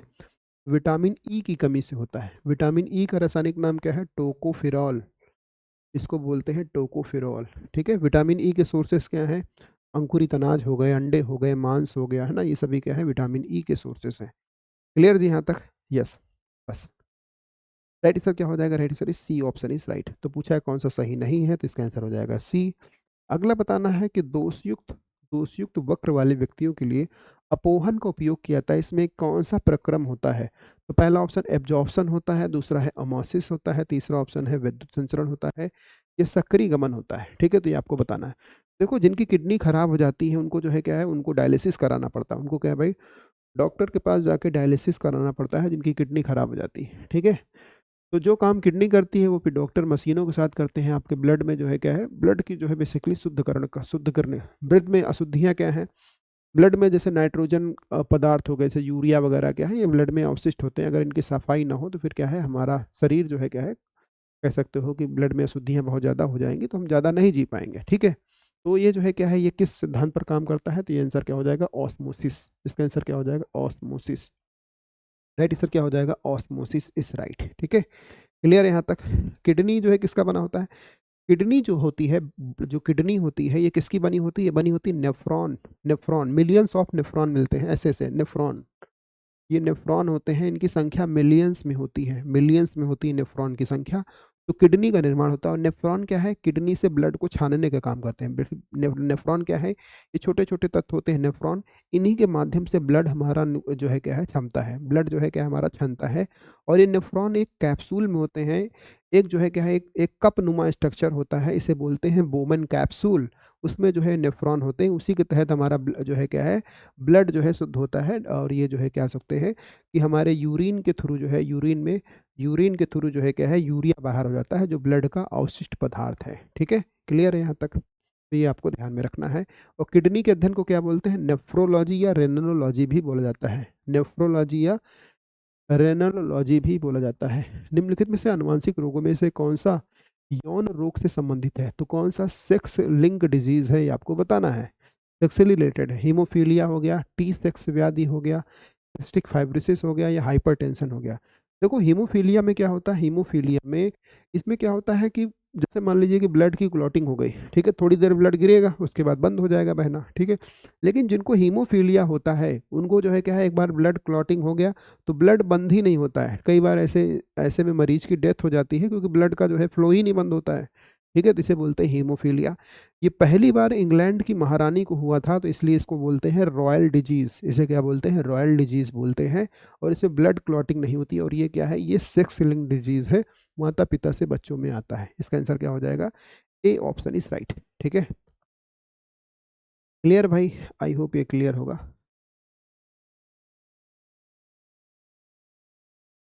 तो इसको क्या बोलते हैं भाई? इसे बोलते हैं शाही रोग। ऐसा रोग भगवान किसी को ना दे। पता चले कि मैच खेल रहे हो, है ना, तो ये रोग भगवान किसी को ना दे भाई। क्लियर यहाँ तक? ये क्या है? शाही रोग। अगला है, कौन सा एक कीट नहीं है? कीटों के अध्ययन को क्या बोलते हैं? कीटों के अध्ययन को बोला जाता है एंटीमोलॉजी। कीटों के अध्ययन को क्या बोलते हैं? एंटीमोलॉजी। तो एंटीमोलॉजी बोलते हैं कीटों के अध्ययन को, एंटीमोलॉजी, ठीक है। तो बताएं भाई, और कीटों को किस ग्रुप में रखा जाता है? कीटों को ग्रुप बहुत बड़ा है, इसे रखते हैं आर्थ्रोपोडा। आर्थ्रोपोडा में रखा जाता है। लगभग 50 लाख इसकी संख्या है, सबसे बड़ा कीट है। तो खटमल हो गया, घरेलू मक्खी हो गया, मच्छर हो गए, सभी कीट है। लेकिन मकड़ी क्या है, कीट में नहीं रखी जाती। मकड़ी के भाई पैर कितने होते हैं? 8 पैर होते हैं। इसलिए क्या है, इसको कीट में नहीं रखा जाता है, ठीक है। क्लियर भाई? तो इसका ना क्या है? कीट। तो ध्यान में रखना है, इसका आंसर क्या हो जाएगा? मकड़ी इज राइट, मकड़ी इज राइट, ठीक है। खटमल देखे हो आप लोग? अरे यार, एक हॉस्पिटल में मैं गया था, मम्मी मेरी एडमिट थी, तो वहाँ पीजीआई हॉस्पिटल भाई, वहाँ पर भाई सोफा वगैरह पड़े हुए थे, है ना। उसमें जो है क्या है, उसमें रात में मैं सोया, हम कहे यार ये क्या काट रहा है साला जो है। तो पता चला उसमें बहुत सारा खटमल था रात में, ठीक है। तो वहाँ पर पूरा पेस्टिसाइड वाले आते हैं, फिर पेस्टिसाइड वगैरह डालते हैं। तो ये जो है क्या है, खटमल बहुत खतरनाक होता है भाई, सोने नहीं देते हैं ना। तो इसका आंसर क्या हो जाएगा? मकड़ी इज राइट। अगला क्वेश्चन है, भारत की सबसे बड़ी मछली कौन सी है? भारत की सबसे बड़ी मछली कौन सी है, बताना। India largest fish is right. मछलियों के अध्ययन को क्या बोलते हैं? मछलियों के अध्ययन को बोला जाता है इक्थियोलॉजी। इसे बोलते हैं इक्थियोलॉजी। और मछलियों के पालन को बोलते हैं पिसीकल्चर। इसे क्या बोला जाता है? इसे बोलते हैं पिसीकल्चर, ठीक है। और मछली पालन को क्या बोलते हैं भाई? मछली जो है उत्पादन को बोला जाता है नीली क्रांति या ब्लू कार क्रांति भी बोलते हैं, ठीक है। मछलियों में कितने हृदय होते हैं भाई? 2 चैम्बर हृदय होते हैं मछलियों में, 2 चैम्बर। कितने चैम्बर हृदय होते हैं? 2 चैम्बर। मछलियाँ सांस कैसी लेती हैं? गलफड़ों से, गिल्स से सांस लेती हैं, गलफड़ या गिल्स से सांस लेती हैं मछलियाँ। और मछलियाँ कैसी हैं? ठंडे रक्त वाली होती हैं, कोल्ड ब्लडेड, ठंडे रक्त वाली होती हैं, ठीक है। मतलब इनका जो है टेम्परेचर है, कोल्ड ब्लडेड होती हैं, वातावरण के टेम्परेचर के हिसाब से बदल जाता है, ठीक है। तो ये कौन है भाई? मछलियां हैं, तो stone fish, whale fish, marlin fish, hilsa fish. तो ये कौन भैया? व्हेल। इसका आंसर क्या हो जाएगा? Whale fish is right. तो लगभग 18.5 मीटर लंबी और 43 टन जो है क्या है इसका वेट होता है। ये कौन है भाई? व्हेल मछली है। इसका आंसर हो जाएगा बी ऑप्शन इज राइट। और मछलियों में जो यूरिन निकलता है अमोनिया। क्या निकलता है? अमोनिया निकलता है, अमोनिया। तो इन्हें बोला जाता है अमोनियोटेलिक, इन्हें क्या बोलते हैं? अमोनियोटेलिक। और मछलियों का जो कॉड लीवर होता है उसमें से एक ऑयल निकलता है, कॉड लीवर ऑयल, इसमें होता है विटामिन डी। बहुत सारा जो है विटामिन डी के लिए लोग सप्लीमेंट यूज करते हैं, कॉड लीवर ऑयल का प्रयोग करते हैं मछलियों में। ठीक जी, क्लियर यहाँ तक? आज मकड़ी को पकड़ के देखेंगे। सर अभी कितने क्वेश्चन है? बस बेटा आपसे ज़्यादा जल्दी हमको है, ठीक है। मान के चलो कि भाई 5 से 7 क्वेश्चन है, 5 से 7 क्वेश्चन है, 10 मिनट बहुत ज़्यादा खींचेगा क्लास, ठीक है, बहुत ज़्यादा 10 मिनट। अगला क्वेश्चन बताना है, निम्नलिखित में से खेती को अपनाकर अनिश्चितता को कम किया जा सकता है, तो बताएं भाई। ठीक है, बताएं खेती की अनिश्चितता को कम किया जा सकता है अपनाकर। Specific agriculture method, hybrid crop production, diversity FIDE farming. तो बताएं खेती की अनिश्चितता को। देखो डाइवर्सिटी फाइड फार्मिंग में क्या है, बताओ भाई इसका आंसर क्या हो जाएगा? Right sir. ठीक है, तो बताएं भाई इसका आंसर क्या हो जाएगा? तो डाइवर्सिटी फाइड फार्मिंग में क्या है कि भाई यहाँ पर जो है आप अगर मान लो किसी वर्ष मान लो क्या है कि सूखा आ गया, बाढ़ आ गई, या जो है क्या है कुछ पानी ही नहीं बरसा, कुछ भी समस्या हो गई, ठीक है, और कृषि का उत्पादन नहीं हुआ, तो आप कैसे जो है इंश्योर करोगे आगे का चीज़ें? ठीक है, तो इसमें क्या है, इसमें डाइवर्सिटी फाइड फार्मिंग में क्या होती है, कृषि के साथ साथ क्या है, आपने मुर्गी पालन भी कर लिया, बतख पालन भी कर लिया, ठीक है, या जो है क्या है दुग्ध दुग्ध पालन भी कर लिया, है ना। तो कृषि के साथ साथ कुछ अन्य चीज़ें भी मछली पालन कर लिया कृषि के साथ साथ, तो ये क्या बोलते हैं? डाइवर्सिटी फाइड फार्मिंग बोला जाता है। ठीक है, क्लियर यहाँ तक? ठीक है, तो इसका आंसर क्या हो जाएगा? C option is right. Right sir क्या हो जाएगा? हाइब्रिड नहीं होगा भाई, डाइवर्सिटीफाइड होगा। विविधता कृषि से पालन है, कृषि के साथ पशुपालन से है। ठीक है, डाइवर्सिटीफाइड फार्मिंग इज राइट। अगला क्वेश्चन बताना है, नेक्स्ट क्वेश्चन ओजोन परत कहाँ पे पाई जाती है? ओजोन परत क्या करती है भाई? यूवी रेस से हमको बचाती है, यूवी रेस से बचाती है। ओजोन दिवस 16 सितंबर को मनाया जाता है, और ये कहाँ पे पाई जाती है? ये पाई जाती है स्ट्रेटोस्फीयर में, समताप मंडल में पाई जाती है। अब इसका अंग्रेजी भी याद रखे रहो, बहुत मान लो हिंदी पढ़ के गए हो, क्षोभ मंडल, समताप मंडल, मध्य मंडल, आयन मंडल और बहिर्मंडल, गुरुजी हिंदी में पढ़ाओ, गुरुजी हिंदी में पढ़ाओ, और एग्जामिनर ने आपके साथ ऐसे खेल कर दिया तो फिर क्या करोगे?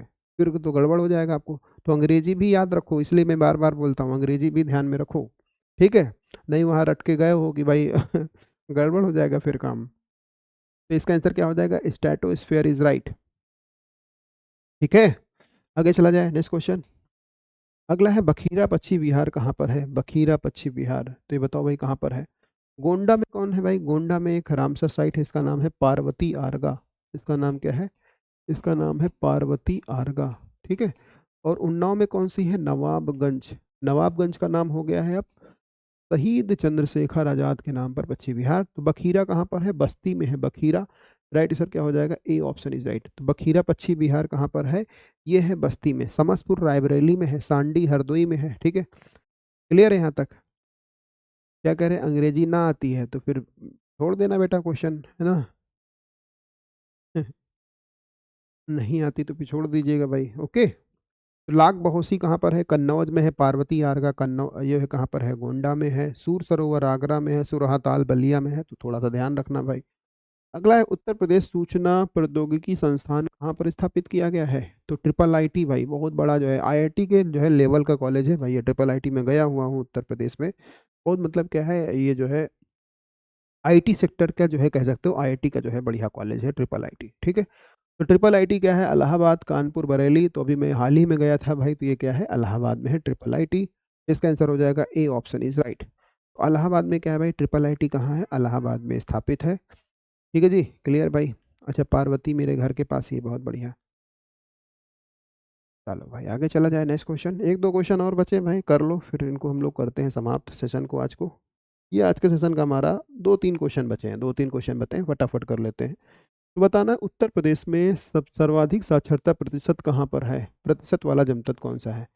सर्वाधिक साक्षरता प्रतिशत वाला जनपद जनपद कौन सा है? औरैया है, इलाहाबाद है, कानपुर नगर है, या वाराणसी है? ये आपको बताना है भाई, कौन सा भैया सर्वाधिक प्रतिशत वाला। ठीक है, तो वैसे तो कौन है भाई? वैसे है अगर देखो तो गौतम बुद्ध नगर। कौन सा है?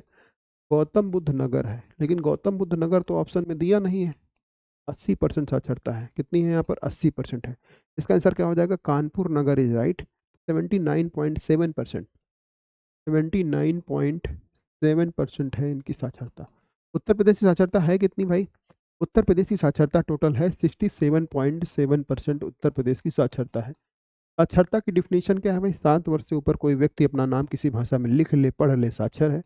मेल फीमेल भी कई बार पूछ लेता है भाई, मेल साक्षर, फीमेल साक्षर। तो 10 ऐड कर दो तो 77.4% मेल साक्षर है। 10 घटा दो तो कितना हो जाएगा? 57.4% फीमेल साक्षर है।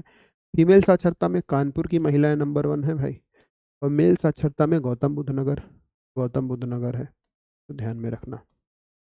ओके, राइट आंसर हो जाएगा, ये हो जाएगा। अगला क्वेश्चन भाई, नेक्स्ट क्वेश्चन है, उत्तर प्रदेश के जो ब्रज मंडल है, मथुरा उथुरा वाला क्षेत्र है, निम्नलिखित में से किस लोक नृत्य से संबंधित है? चरकुला है, छोलिया है, जोगनी है, नटवरी है, तो आपको बताना है।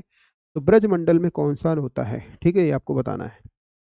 राइट आंसर इसे जोगनी नृत्य कहाँ पर होता है? ये अवध क्षेत्र में होता है, रामनवमी पर होता है। तो ये होता है अवध में, रामनवमी पर, अवध में होता है, रामनवमी पर होता है जोगनी। नटवरी नृत्य कहाँ पर होता है? ये जो है अहीर और यादव द्वारा किया जाता है पूर्वी उत्तर प्रदेश में। तो पूर्वी उत्तर प्रदेश, मिर्जापुर वगैरह वाला रीजन। तो ये जो है क्या है, ये अहीरों द्वारा, यादवों द्वारा किया जाता है नटवरी नृत्य। ये छोलिया नृत्य कहाँ पर किया जाता है भाई? ये राजपूतों द्वारा प्रचलित है। ये जो है क्या है, राजपूतों द्वारा प्रचलित है, तो राजस्थान में किया जाता है। इसका आंसर क्या हो जाएगा? Right answer is Charkula is right. ठीक है, इसका आंसर क्या हो जाएगा? Charkula is right. A option is right. Right answer क्या हो जाएगा? चरकुला। तो ब्रजमंडल में क्या है, चरकुला किया जाता है। ठीक है, इसमें जो है क्या है, घड़ों जो है क्या है, रथ के पहिए पर घड़े रखकर किया जाता है, तो ये आपको ध्यान में रखना। ठीक है, तो इसको घड़ा नत्र भी बोलते हैं, तो इसे घड़ा नत्र भी बोला जाता है। इसे क्या बोलते हैं? घड़ा नत्र। और ये आज के सेशन का हमारा अंतिम क्वेश्चन है। ये आपको बताना है कि रोजगार की दृष्टि से उत्तर प्रदेश का सबसे बड़ा उद्योग कौन सा है? तो पहला ऑप्शन है सूती, दूसरा ऑप्शन है हथकरघा, तीसरा ऑप्शन चमड़ा, ये चौथा ऑप्शन बताएं रोजगार की दृष्टि से सबसे बड़ा उद्योग कौन सा है उत्तर प्रदेश में? तो रोजगार की दृष्टि से उत्तर प्रदेश का सबसे बड़ा उद्योग, ठीक है, कृषि के बाद अगर सबसे बड़ा कोई उद्योग है, कृषि के बाद, कृषि का उद्योग वैसे बोला नहीं जाता है, हथकरघा। इसका आंसर क्या हो जाएगा? हथकरघा या हैंडलूम इज राइट। तो लगभग हमने 60 क्वेश्चन आप लोगों के साथ डिस्कस किए होंगे। आप लोग बताएंगे आपने कितने क्वेश्चन सही करे, और लास्ट में मैं आपको कुछ क्वेश्चंस भी दूंगा जिसका आंसर आपको कमेंट बॉक्स में देना है।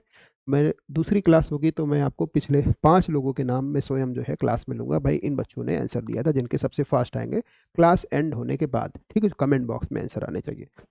ठीक है, तो ये हमारा भाई एंशियंट हिस्ट्री का जो है थ्योरी बैच है, एंशियंट हिस्ट्री। अगर आपको हिस्ट्री से फैक्ट नहीं याद होते हैं, नहीं समझ में आ रहा है कि कैसे पढ़ा जाए, किस तरीके से पढ़ना है भाई हिस्ट्री को, ताकि जो है आपको अच्छे से इजीली मेमोराइज हो जाए। हिस्ट्री में क्या है, हिस्ट्री में स्टोरी बहुत ज़्यादा इंपॉर्टेंट होती है।